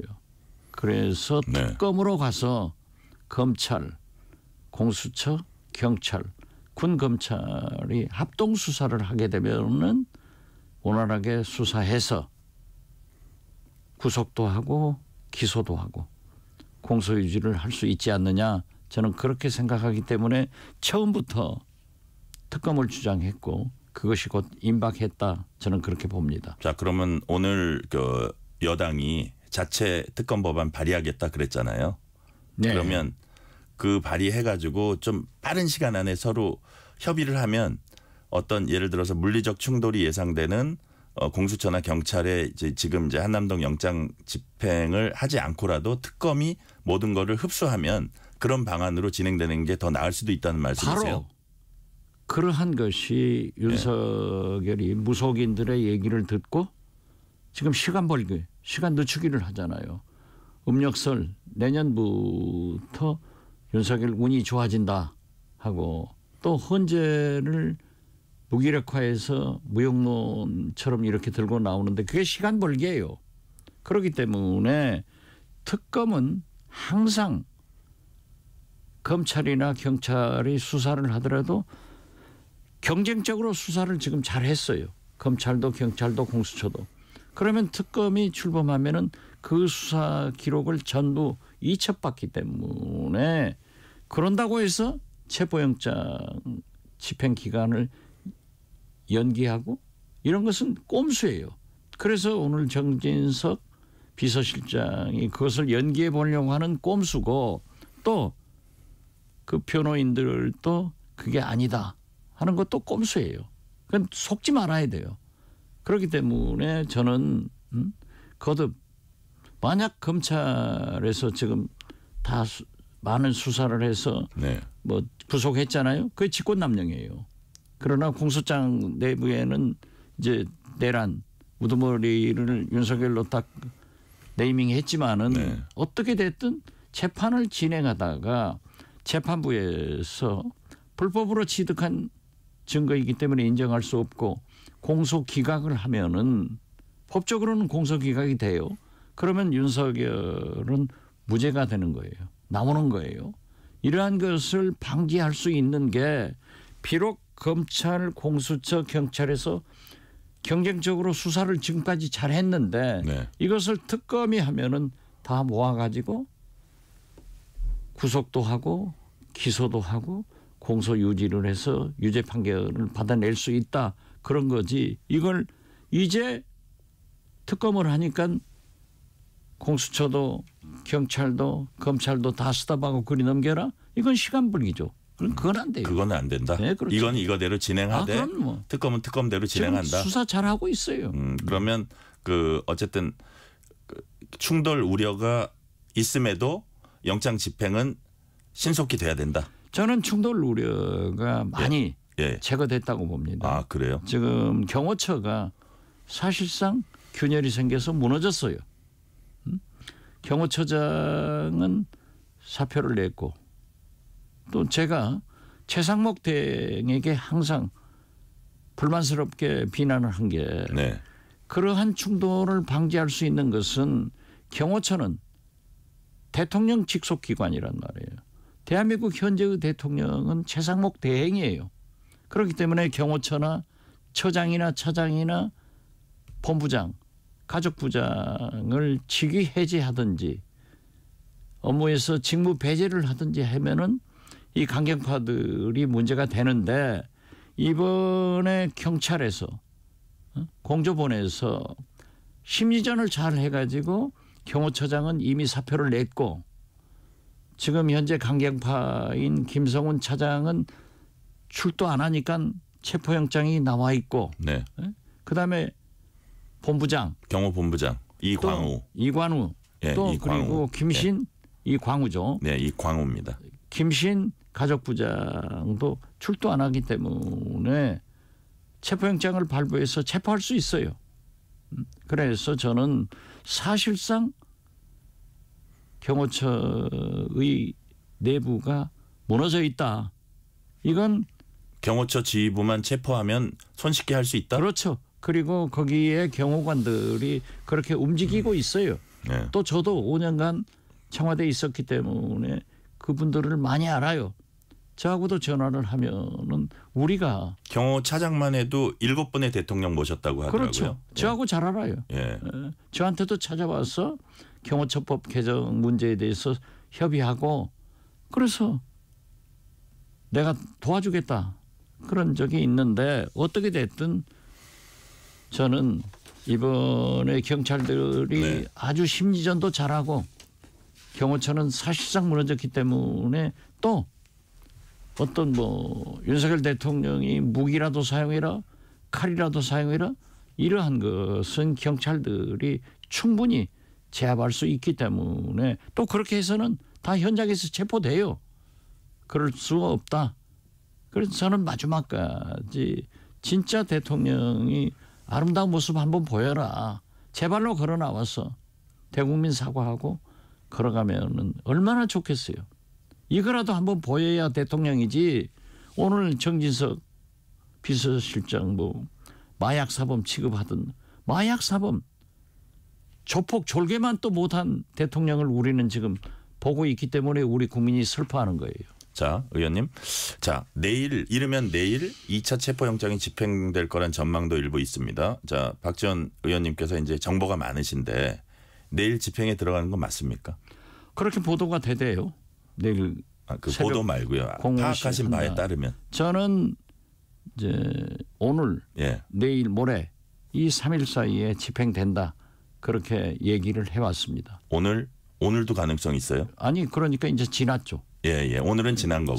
왜냐하면은 체포영장의 집행은 일몰. 그 일출 시간대만 할 수 있기 때문에 내일 아침 새벽 5시에 가서 이제 집행을 하면 되는 건데 그래서 오늘은 지났고 내일 아니면 모레다. 내일 아니면 모레 할 거다. 저는 그렇게 봅니다. 네. 자, 경찰은 영장 집행을 막을 경우 경호처 직원은 물론 국회의원도 현행범으로 체포하겠다는 방침을 세워놓고 있습니다. 물론 어제 출연한 강승기 의원은 한남동 관저 앞에 간 게 집행을 막는 게 아니고 어떤 그게 적법한 절차가 아니라는 점을 지적하기 위해서 갔다 이런 얘기를 하기는 했는데. 그게 개변이죠. 아 그래요? 아니 법원에서 대통령한테 경찰에서 출두하라고 3번 보냈는데 안 오니까 체포영장을 받아서 체포영장을 집행 못하니까 다시 영장을 받았잖아요. 이것이 어떻게 잘못된 겁니까? 이건 뭐 도대체 계엄하려고 하는 것도 잘못이지만은 사법부도 인정하지 않으려고 하는 그런 국회의원이 함께 있다는 게 부끄럽습니다. 원래는 공수가 달랐거든요. 국민의힘이 민주당을 그 주제로 많이 공격했었는데 지금 상황이 좀 바뀌었네요. 바뀐 게 아니라 제 말은 그 전에 지금 이 사안 말고 민주당은 처음부터 법을 지키자는 거예요. 알겠습니다. 저는 그 전 상황과 이제 대비한 거를 잠시 말씀드린 거고. 자, 최상목 권한대행은 윤 대통령에 대한 체포영장 집행과 관련해서 충돌 방지를 위한 충분한 협의를 주문했습니다. 자, 민주당에선 직접 경호처 지휘부를 직위해제해라 이런 요구를 하고 있고요. 근데 어떻게 보면 또 그 최상목 대행의 입질할까 운신할 폭이 그렇게 넓어 보이진 않거든요. 그런 면에서 현실적으로 쉽지는 않을 것 같은데. 자, 최상목 대행은 충돌은 없어야 된다는 당위적인 얘기는 하는데 실제로 이런 운신의 폭이 별로 없는 상황에서 최상목 대행이 어떤 역할을 할 수 있다고 보세요? 그것은 거듭 말씀드리지만은 경호차장, 경호본부장, 가족부장을 직위 해제하든지 인사권을 가지고 있잖아요. 업무 배제를 시키는 것이 가장 바람직한 거예요. 최상목 대행은 대통령 권한대행이고 부총리이지만은 어떠한 경우에도 사법부에서 발부된 영장을 체포를 방해하는 것은 위법이에요. 그렇기 때문에 법을 지키도록 하고 맨 처음 1차 집행하러 갈 때 최상목 대행이 경찰한테 경찰 집행을 도우라고 해야지 경호처를 도우라고 한 것은 굉장히 잘못이에요. 그렇기 때문에 이번에는 거듭 말씀드리지만 불상사를 막아주는 것은 좋은 일이에요. 그렇게 하기 위해서는 그 제가 얘기한 경호처 간부 3사람을 직위 혹은 직무배제하고 군과 검찰에게 공수처 즉 국수본 경찰들이 영장 집행하는데 협력해라. 이런 명령을 하셔야 된다. 저는 그렇게 생각합니다. 네. 가능성이 높다고는 보지 않으시죠? 현실적으로. 그 최상목 대행은 앵무새처럼 여야 합의만 주장을 하기 때문에 가능성은 높지 않을 거예요. 그렇지만 그렇게 해야 된다. 우리는 그러한 것을 요구하고 최상목 대행도 그러한 것을 생각해 보면 그렇게 하는 것이 맞다. 이렇게 생각할 거예요. 특검 법안과 관련해서도 지금 민주당이 가져온 특검 법안에 대해서는 여야가 더 협의하라 이렇게 최상목 대행이 얘기한 걸로 봐서는 그게 틀린 거예요. 이건 이제 받아들이지 않을 그건 제가 이제 페이스북에 그러한 것을 지적했지만은 최상목 대행은 앵무새 노릇을 하고 있다고요. 무조건 여야 합의라는 거예요. 자, 특검법만 하더라도 내란 특검입니다. 처음에 국민의힘이 제3자 특검 추천권을 줘라. 대법원장한테 주자. 민주당이 받아들여서 대법원장이 하게 돼 있습니다. 그리고 또 대법원장이 만약에 2명을 추천하더라도 민주당과 조국혁신당이 거부권 행사를 명문화했었는데 이것이 위헌 소지가 있기 때문에 안 된다. 그것도 제거해 줬잖아요. 자기들이 들어준 요구한 것을 100% 들었어요. 저쪽에서는 100%라고는 얘기는 안 하더라고요. 아니 글쎄 그런데 자기들이 지금 얘기하는 것은 뭐냐. 특검 6시간만 하라는 거예요. 계엄 6시간. 그런데 어제도 오늘 또 나오잖아요. 자, 전 이상민 행안부 장관이 소방청장에게 언론사 단전해라. 이런 모의가 나오잖아요. 또 지난 3월 달에 이미 윤석열 대통령은 당시 신원식 국방장관과 김용현 경호처장 그리고 현 조태용 국정원장을 불러서 계엄을 모의했단 말이에요. 그런데 어떻게 두부 못 자르듯 6시간만 해요? 이건 하지 말라는 거지. 있을 수 없는 일이에요.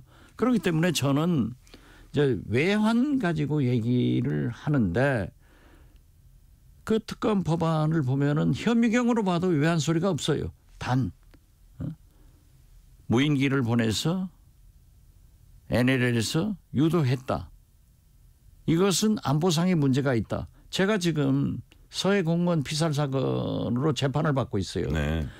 수십 명, 수백 명 증인을 법정에서 불러대고 검찰에서도 불러대지만은 그러한 국가 안보상의 문제는 검찰도 극비 수사를 하고 법원에서도 비공개 재판을 하고 심지어 그러한 중대한 증인에 대해서는 가림막을 해서 얼굴도 안 보이게 증인한다고요.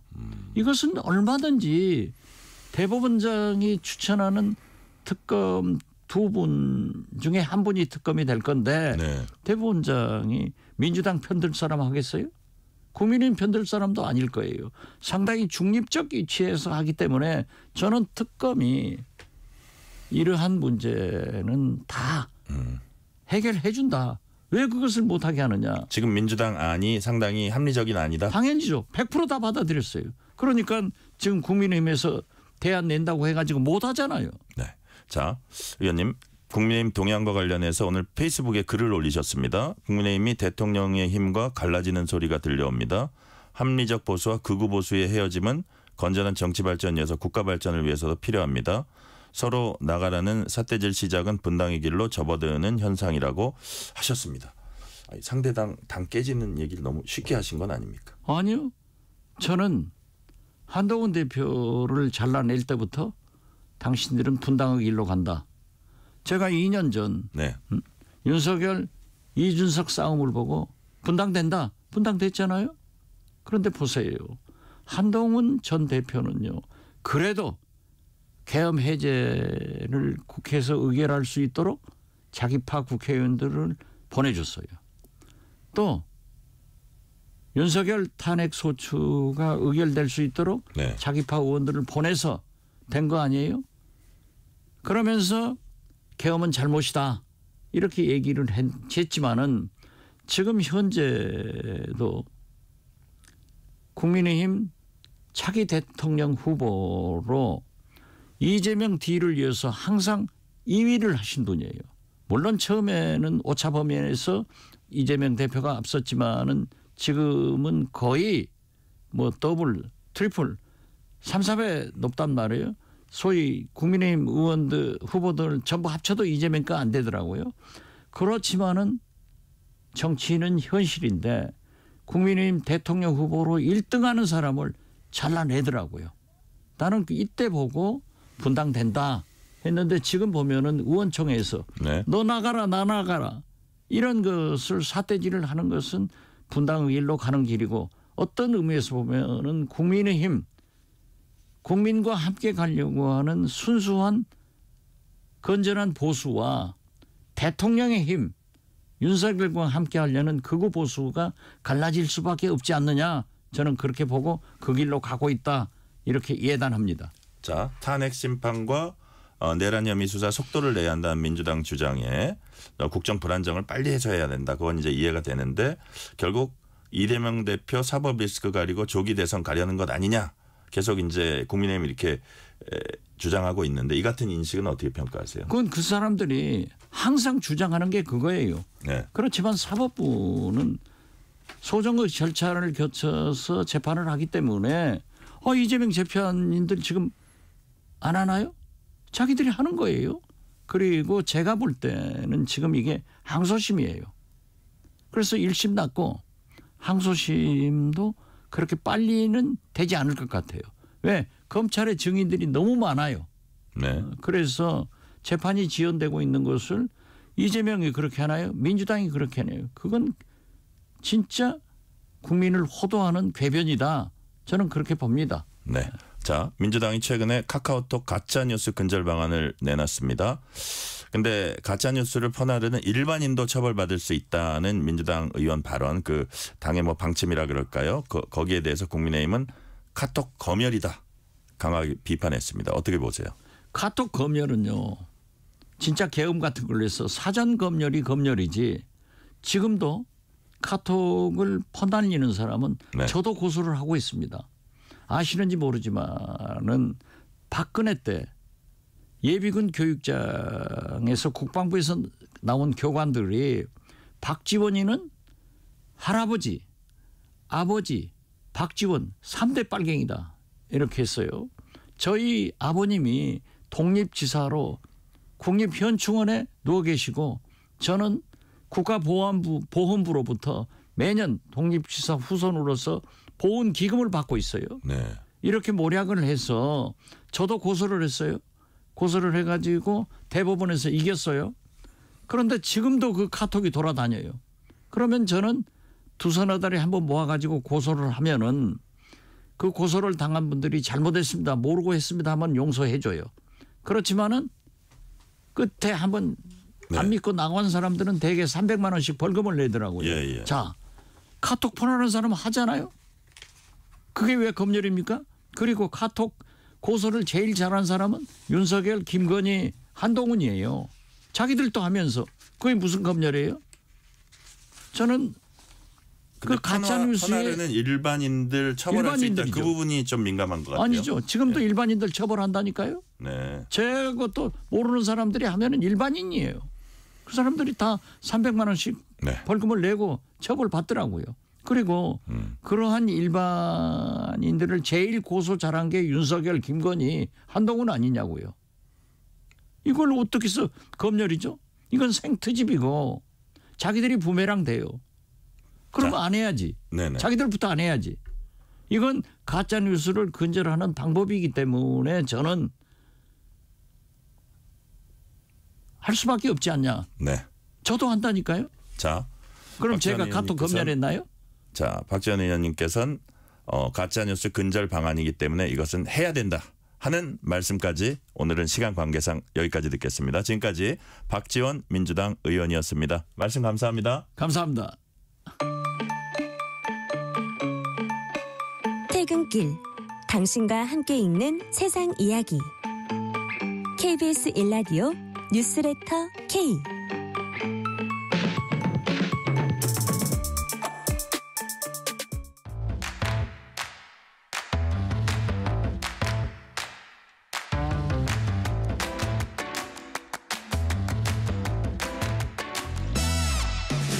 오늘 가장 뜨거운 뉴스 화제 소식 쏙쏙 골라서 전해드립니다. 뉴스레터 브리핑 서은영 뉴스 큐레이터 전화 연결돼 있습니다. 서은영 큐레이터님 안녕하세요. 네, 안녕하세요.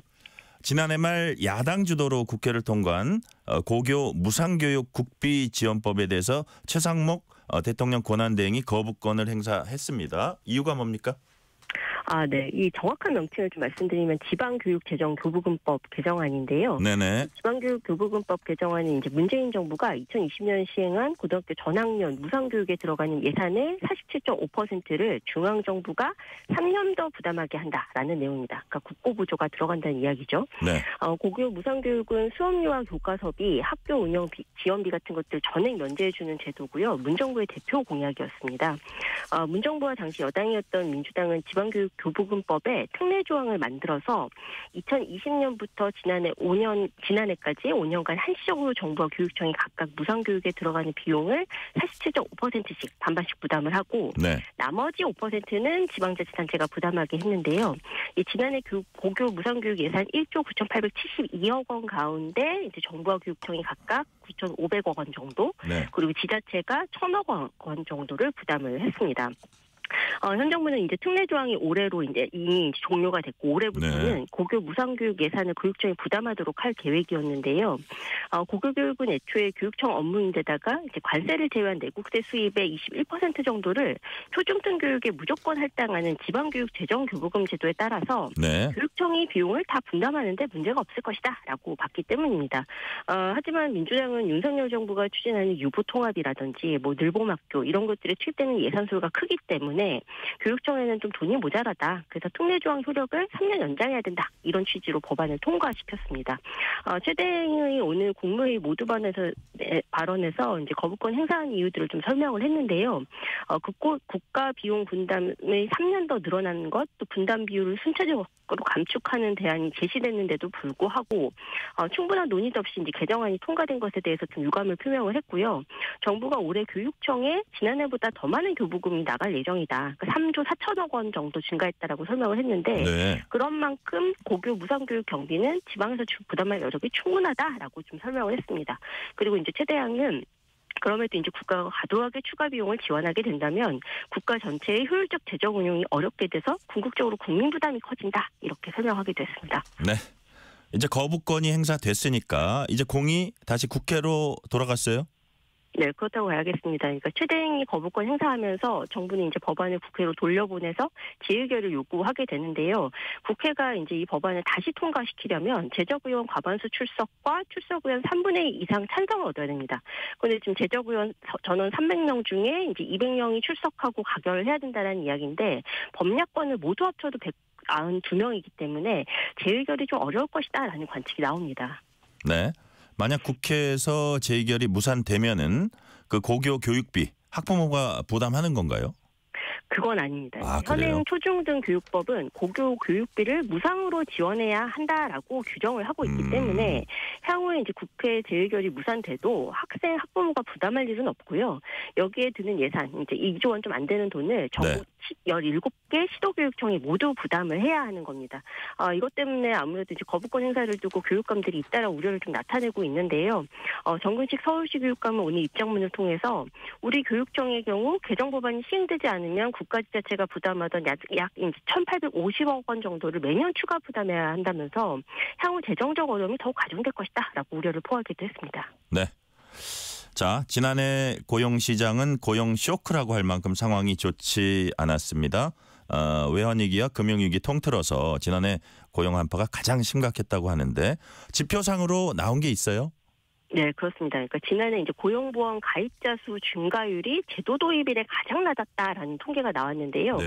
고용노동부에 따르면 지난해 고용보험 상시 가입자 수가 1,536만 명, 그러니까 전년보다 1.6% 증가하는 데 그쳤습니다. 이 증가율로 보면 1997년 고용보험 행정통계가 그때부터 좀 집계되기 시작했는데 그 이후로 최저 증가율이고요.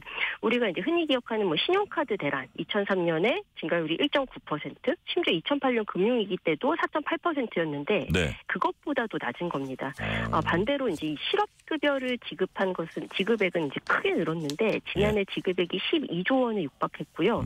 지급자 수도 10만 명 이상 늘어나서 53만 1,000명에 달하게 됐습니다. 이게 코로나19 사태 때인 2020년 이후 최대치라고 합니다. 코로나19 사태 때 2020년 이후 최대치다라는 말씀 해주셨는데 그렇다면 고용 한파가 가장 심각했던 업종은 어떤 분야입니까? 아마 좀 예상 가능하실 거라고 생각이 들긴 합니다. 그러니까 경기 불황의 직격탄을 맞은 업종, 건설업과 제조업에서 특히 이제 고용보험 가입자가 급감하는 모습이었는데요. 건설업 같은 경우에는 17개월 연속 감소했고요. 제조업도 외국인 가입자들 제외하고 보면 15개월 연속 좀 감소하고 있습니다. 실업급여 통계에서도 비슷한 움직임을 보이는데요. 실업급여 신규 신청자도 건설업, 제조업, 도소매업 등을 중심으로 증가했습니다. 자, 다음은 남아공 금강 붕괴 소식 좀 전해드리도록 하겠습니다. 남아프리카 공화국하면은 한때 세계 최대 금 생산지로 이름을 날렸습니다. 그 여파로 아직도 이제 폐금광이 많이 남아 있다고 합니다. 그런데 이 폐금광에서 최근에 100명 넘게 숨지는 사고가 일어났다고 합니다. 이거 어떻게 된 겁니까? 네, 이 비극의 현장은 바로 남아공 사우스웨스트 지역의 스틸 폰테인 폐금광인데요. 네. 이 문제의 금광은 남아공에서도 가장 깊은 곳 중 하나인데다가 여러 층으로 나뉘어 있어서 이 채굴꾼들 사이에서도 목숨을 잃을 각오로 들어가야 하는 금광. 이렇게 알려져 있다고 합니다. 그런데 이곳에 이제 수백 명이 수개월간 갇혀 있다가 이 중에 상당수가 기아와 탈수로 목숨을 잃었다는 건데요. 이런 참상은 금광에서 구조된 일부 채굴꾼의 휴대전화에서 비닐에 쌓여있는 시신들을 찍은 영상이 나오면서 공개가 됐습니다. 영상에는 컴컴한 갱도 위에 시체 수십 구가 놓여 있고요. 사람들이 굶어 죽고 있다. 제발 도와달라. 식량을 넣어주고 우리를 꺼내달라라는 한 남성의 목소리가 담겨 있었습니다. 외신 보도에 따르면요. 최소 100명이 기아와 탈수로 목숨을 잃은 것으로 추정이 되고요.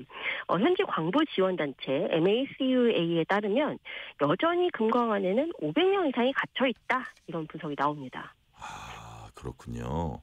여전히 금강 안에는 500명 이상이 갇혀 있다. 어떻게 보면 끔찍한 일인데 이게 보니까 기본적으로 폐금강이라고 그래도 뭔가 남아 있을까 해서 많은 사람들이 몰려가서 이런 일이 그러니까 안전장치나 이런 것이 갖춰지지 않은 상태에서 채굴을 하다 보니까 이제 나왔다 이런 일이 벌어진 게 아닌가 이런 생각이 드는데 자 큐레이터님 그렇다면 이런 지금 우리가 얘기하는 이런 그쪽으로 몰려간 광부들 있잖아요. 이분들이 불법 채굴꾼이라고 이렇게 봐야 되나요?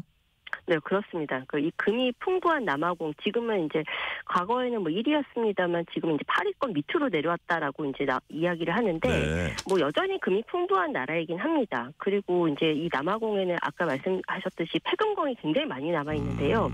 금을 다 캐고 이제 폐쇄된 강산에 주민들이 들어가거나 뭐 혹은 레소토, 모잠비크 같은 이제 주변 나라에서 온 불법 체류자들이 들어가서 남은 광물을 캐는 불법 채굴이 수십 년째 문제가 되고 있다고 합니다. 어제 오늘 일은 아니군요. 맞습니다. 네. 그래서 이 불법 채굴로 연간 약 10억 달러, 우리 돈 1조 4천억 원 상당의 손실이 난다라는 분석이 나올 정도인데요. 스틸 폰테인 폐금광에 갇힌 광부들 역시 전문적인 광부는 아닌 것으로 알려졌고요.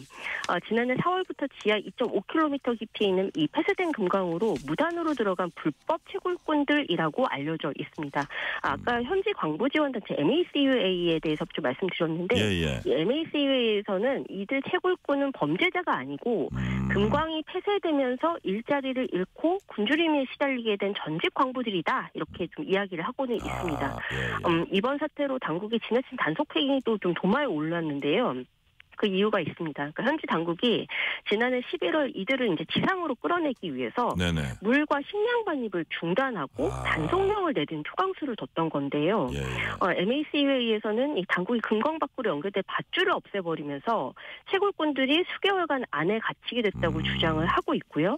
이 당국의 단속령에 반발해서 지난해 12월 법원에서 통제를 해제하라는 명령을 받아내기도 했습니다.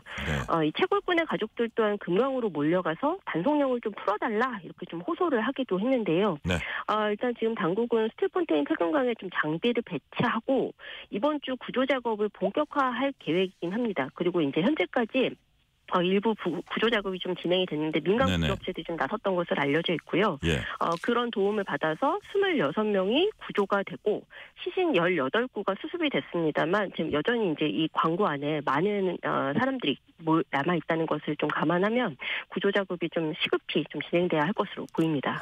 시급히 진행돼야 하고 또 어떻게 보면 시간도 좀 걸릴 것 같고 그런 상황이네요. 네, 그렇습니다. 네, 오늘 말씀은 여기까지 듣겠습니다. 지금까지 서은영 뉴스 큐레이터였습니다. 말씀 감사합니다. 감사합니다.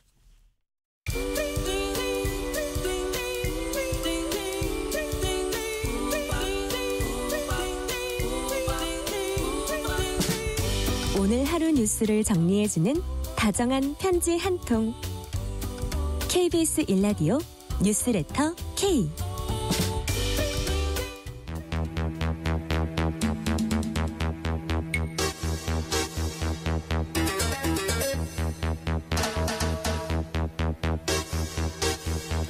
배상훈 프로파일러와 함께 범죄 이면까지 살펴보는 시간 베프의 범죄도시 코너입니다. 오늘도 배상훈 프로파일러 나오셨습니다. 어서 오세요. 안녕하세요.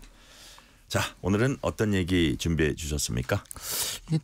이게 개인적인 문제일 수도 있고 집단의 문제일 수도 있는 문제인데요. 지난 10일 날 일본 도쿄의 호세이대 다마 캠퍼스에서 한국인 유학생입니다. 여성이고요. 사회학과 2학년생인데 유모 씨가 수업 도중에 교실 뒤쪽에서 망치를 휘둘러 갖고 거기 있는 일본 학생 10여 명을 부상을 입힌 사건이 발생했습니다. 그래서 현행범으로 상해 혐의로 체포된 사건인데요. 좀 황당하시죠? 그러니까요. 느닷없이 일어나서 같이 그 수업을 듣는 동료들에게 망치를 휘둘렀다 이런 말씀이시네요. 그렇죠. 예. 자, 말씀하신 대로 일본에 유학 간 한국인 여학생이 수업 중에 망치를 휘둘렀다고 하셨는데 지금 그렇다면 범행 동기 같은 거 나온 게 있습니까? 그러니까 현행범 체포로 돼서 본인은 이런 얘기를 합니다. 일본인 학생들로부터 우리가 쉽게 말하는 이지매를 당했다. 그러니까 이지매를 그만두게 하려면 같은 교실에 있는 그 사람들을 내가 이런 식으로 할 수밖에 없다라고 진술을 했다고 합니다. 그러니까 이게 그냥 좋은 말로서는 안 되는 사람들이라고 본인은 판단했다? 그런 뜻인가요? 그러면 이제 이 어떤 이전에 있어야 되는 거죠. 이전에도 이런 게 몇 번 있었나 봅니다. 그러니까 사실은 이것은 폭발한 거지 이전에도 몇 번의 이런 약간 잽 같은 건 있었대요. 충돌은 있었나 봅니다. 이전에도 약간 그런 충돌이 있었는데 이게 아주 크게 터진 거네요. 그렇죠. 이번 그 행위가. 자, 이지매 말씀하셨는데 우리말로는 이제 왕따가 가장 가까운 것 같아요. 왕따를 당했다는 건데요. 평소에 그 유 씨, 그 여학생은 이런 사람이었다. 이 같은 증언이 좀 나온 게 있습니까? 이건 편향된 증언일 수 있습니다. 왜냐하면 일본 학생들로부터 나온 증언이고 그러니까 가해자일 수 있는 학생들로부터 나온 증언이고 또 약간 뭐 같은 한국인 유학생이라 하더라도 관점에 따라 다를 수 있는데 물론 이제 일본 학생들한테는 이런 얘기가 나옵니다. 폭력적이었다. 그러니까 3개월 전쯤에 같은 학부의 남학생은 머리를 때렸다. 그러니까 이번 사건 터졌을 때 커봐. 걔 맞지. 걔가 번임이지. 이런 얘기를 하는 거 보니까 이전에 있었다. 폭언도 있었다. 불화도 있었다. 그리고 물건을 던지는 것도 있었고 이렇게 있었다라고 이제 일본 지지통신에서 보도된 바에 의한 거고요. 근데 이제 한국인 유학생들에 대한 부분들은 사실은 그런 얘기를 하는 거죠. 사실 유 씨가 따돌림이 있었다고 그럴 정황은 본인들이 알고 있었다는 거예요. 근데 안타까운 건 다른 방법도 있었을 텐데 라고 얘기하는 거 보니까 그 유학생들 사이에서는 그런 일이 벌어질 걸 이미 알고 있었던 것 같아요. 그러니까 그 전에 어떤 약간 징후 같은 것들 이것처럼 이제 큰 사건은 아니지만 그 이전에 요거보다는 작은 사건들은 몇 개 있었다 이런 걸로 이제 거고 추측이 되는데요. 그리고 유학생들이 왜 쉬쉬하느냐. 이게 더 커지면 한인 혐한 분이기 때문에 본인들 유학생을 해도 상당히 피해가 있을까 봐 그런 문제 때문에 사실은 좀 걱정하고 있는 것 같고 그리고 이제 근데 문제는 다른 사람과 다르게 유 씨는 오히려 이런 거에도 굉장히 당당했다. 그래요. 그러니까 혼자 다녔고 위축되는 것 보통은 이제 외국이고 거기에 유학 가면 좀 위축되는 부분인데 이 사람은 그렇지 않았다는 것 같아요. 그리고 교수한테도 사실은 질문을 여러 번 하면 그런데 사실 이것은 좀 저도 사회학 학이라고 박사도 받고 그랬지만은 이게 좀 이상한 게 일본으로 사회학 공부하러 가지는 않습니다. 이게 지금은 좀 그렇지만 그러니까 사실은 사회학이라고 하는 게 일본이 뭐 그렇게 학문적으로 이 흔히 말하는 격차가 우리보다 훨씬 높은 그런 건 아니거든요. 미국으로 많이 가요. 그렇죠. 사회학은. 사실은 왜냐하면 그걸 알 수 있는 게 우리나라에 계신 유수한 대학의 교수님들은 대부분 다 미국 학위자들이시니까요. 그러니까 제가 이 말씀 뭐냐면은 이게 이제 그렇게 당당하게 갔는데 문제는 그 교수님하고 그쪽 일본 교수님하고도 얘기를 할 수 있을 정도인데 그러니까 정신적으로 문제가 있는 학생은 아니다. 이런 얘기가 있는 거죠.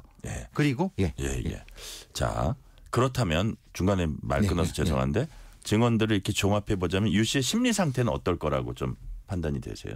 한계 상황이었을 가능성이 높다고 봅니다. 한계 상황의 가능성. 그러니까 여러 번의 충돌이 있었고 나는 더 이상 이건 못 참아라고 하는 상태에서 빵 터졌는데 네네. 대단히 부적절하죠. 왜냐하면 망치를 가지고 폭력 행사에는 말이 안 되는 거니까. 어떤 변명으로도 이제 정당화될 수는 그렇죠. 없는 거죠. 정당화될 수 없죠. 근데 그 동료들도 얘기하고 학생들도 얘기하고 보면은 이거는 충분히 중간에 무엇인가 개입이 됐어야 되는 건데 개입이 없는 상태에서 혼자 이렇게 터져버린 것이 아닐까라는 생각이 듭니다. 자, 이번에 가해자가 범행 동기로 지목한 게 이지메 집단 괴롭힘의 일본어입니다. 근데 이지메는 그냥 우리가 생각하는 집단 괴롭힘과는 뭐 좀 차원이 다르다고도 하는데 어떤 점에서 그렇다는 겁니까? 그러니까 원래는 이제 불링이죠. 네. 그러니까 이제 영어로는 불링이고, 근데 불링이라고 하는 건 그냥 그 개인적인 괴롭힘입니다. 네. 집단을 해서 하는 건데 일본의 이지메는 그게 아니라 집단 침묵이죠. 왜 우리의 문화에 네가 녹아들지 않아? 어떤 형태든 그럼 조용히 해야지. 불만 있어 조용히 해야지. 이걸 포함하는 개념입니다. 아, 그냥 와가지고 이렇게 막 찝쩍대고 이게 아니고 이것도 포함되지만 집단적인 침묵을 강요하고 튀지 마. 너 튀지 마. 왜 남의 동네 와가지고 네가 그렇죠. 왜 돋보일라 그러고 부각될라 그래? 그런 거를 못 보는 약간 문화가 있어요. 그런 것까지 포함하는 게 이지메라고 하는 겁니다. 그러니까 어떻게 보면은 좀 더 무섭네요. 무섭죠. 그리고 그러니까 일본의 독특한 문화와 연결이 될 수 있는 건데 한국의 학생이 가서 분명히 이런 충돌이 생길 수 있는 경우는 분명히 존재한다. 그게 아시다시피 뭐 여러 가지 일본 사회 자이니치 문제도 있고 뭐 지금 뭐 해결되지 못한 엄청난 많은 문제가 있지 않습니까?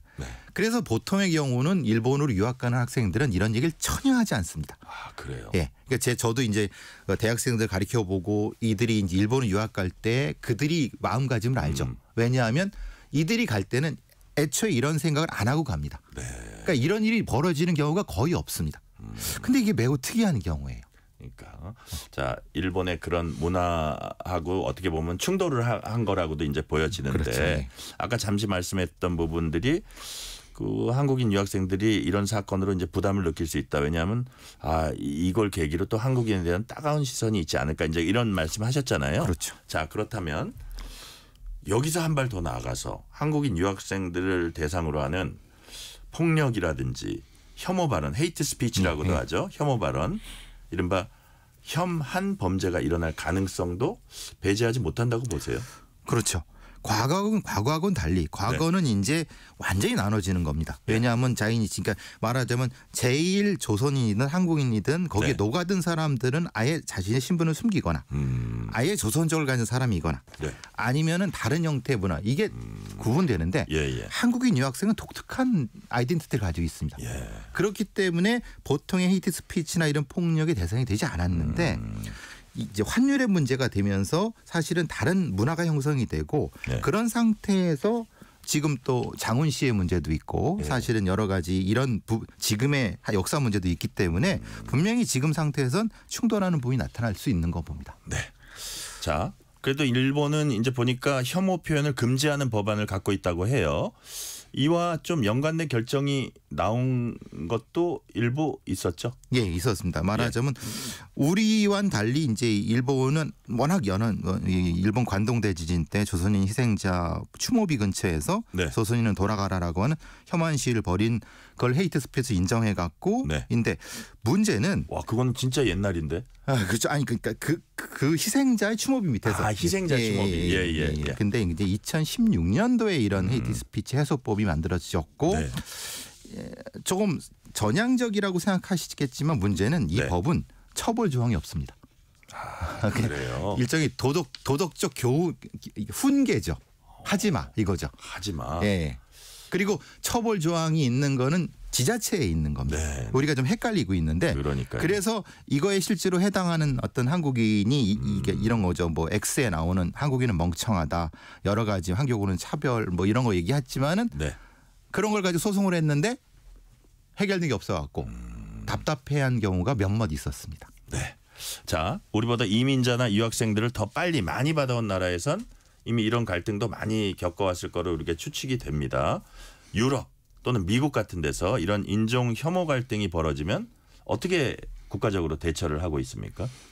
유럽은 2차 세계대전을 통해서 많이 깨달은 바가 있어 갖고 사실은 이런 인종차별이나 아니면 이런 부분에서 적극적으로 법적으로 대응하고 있죠. 근데 미국은 좀 차이가 있습니다. 미국은 분명히 법적인 게 존재하는데 트럼프의 등장을 통해서 우리가 보는 것처럼 아시아인에 대한 혐오라든가 아시안이 길에 갈 때 막 폭행을 한다든가 린치가 가해지는 것을 보면서 그리고 지하철에서 발생하는 걸 보면서 미국과 유럽은 사례가 좀 많이 다른 것 같습니다. 그러니까 유럽이 좀 더 많이 적극적으로 하는 걸 같고 미국은 사실 개별적인 소송으로 처리하는 부분이 가장 많은 것 같고요. 그래서 좀 걱정이 되는데 어쨌든 각각의 나라에서는 법을 두면서 이런 갈등에 대한 대처를 하고 있는데 그렇게 적극적인 것 같지 않습니다. 솔직히 말하면. 자, 이번 사건을 계기로 또 과거의 버지니아 공대 총기 난사 사건도 재조명되는 분위기입니다. 어떤 일이었는지 간략하게 좀 소개를 해 주세요. 2007년도에 거기 유학간 조승이라는 유학생이 총기를 난사해 갖고 여러 명을 뭐 이런 해를 끼친 형태가 있는데 남학생이죠. 남학생이죠. 예. 근데 그게 이제 일종의 꼬미니께 같은 걸 해갖고 동영상을 찍어서 이제 공포를 하면서 굉장히 한인 사회에도 충격을 줬고 전 세계도 충격을 줬죠. 지금 말하는 외로운 늑대 테러의 거의 초기 버전이라고 할까요? 그래요. 예. 사망자가 엄청 많았던 걸로 기억을 해요. 그 버지니아 공대에서 그냥 그 자동화기를 통해서 그냥 막 했으니까. 범행 동기가 나왔습니까? 동기가 이제 말하자면 그거죠. 본인이 쓴 어떤 선언문은 이제 그들이 나를 내 삶을 소멸시켰다. 그러니까 나 자체를 소멸시키고 내 인생을 파괴했기 때문에 내가 이렇게 공격하는 것이다라고 얘기를 하는데 물론 그것은 그의 주장이고 그의 인식이 그렇고 그의 주장인데 근데 문제는 적지 않은 유학생들이 느꼈던 차별은 분명히 있었던 것 같아요. 왜냐하면 유색인종에 대한 차별은 존재했지만 차별을 또 어떻게 받아들이는 건 각자에 따라 또 다를 거 아니에요. 다르죠. 다르기 때문에 특히 버지니아 공대의 어떤 문화적인 특성에 대해서는 다를 수 있는 부분도 있는데 그리고 본인의 개인적인 어떤 성격적인 특성이라든가 감성이 많이 좀 약했던 부분도 있었고 그래서 이게 흔히 말하는 좀 독특하죠. 이게 우리나라 거기서 태어난 사람도 아니고 유학 간 사람이 유학 근데 좀 일찍 유학 갔는데 거기서 차별에 대한 걸 폭발해 버렸기 때문에 그래서 좀 특이하다는 이것도 겁니다. 중간 단계가 없었다고 보는 거죠. 그렇죠. 중간에 어떤 개입이라든가 아니면 뭔가 중재가 있었다고 하면 혹은 뭐 징후라든지. 근데 조용했는데 조용하고 좀 조금 이상한 애 같았는데 갑자기 이렇게 총기를 했을 때 근데 사실은 이제 외로운 늑대들이 대부분 그러거든요. 어떻습니까? 조금씩 뭘 하는데 갑자기 이렇게 훅 폭발해버리는 게 나는 거예요. 초기에는 좀 이상한데 애가 사람이 이상한데 에이 뭐 별일 없겠지라고 했는데 갑자기 기관총을 난사하는 형태. 그러니까 이런 형태가 조승희가 아주 대표적인 경우가 되겠죠. 그러니까 겉으로 봐서는 사실은 그냥 혼자 뭐 중얼거리는 애고 생각이 많구나 이런 정도였던 것 같아요. 그러니까 사실은 한인 사회라든가 거기서 많이 그 엄청난 어떤 두려움이나 걱정이 있었죠. 그러니까 우리 아이들도 안 그럴까?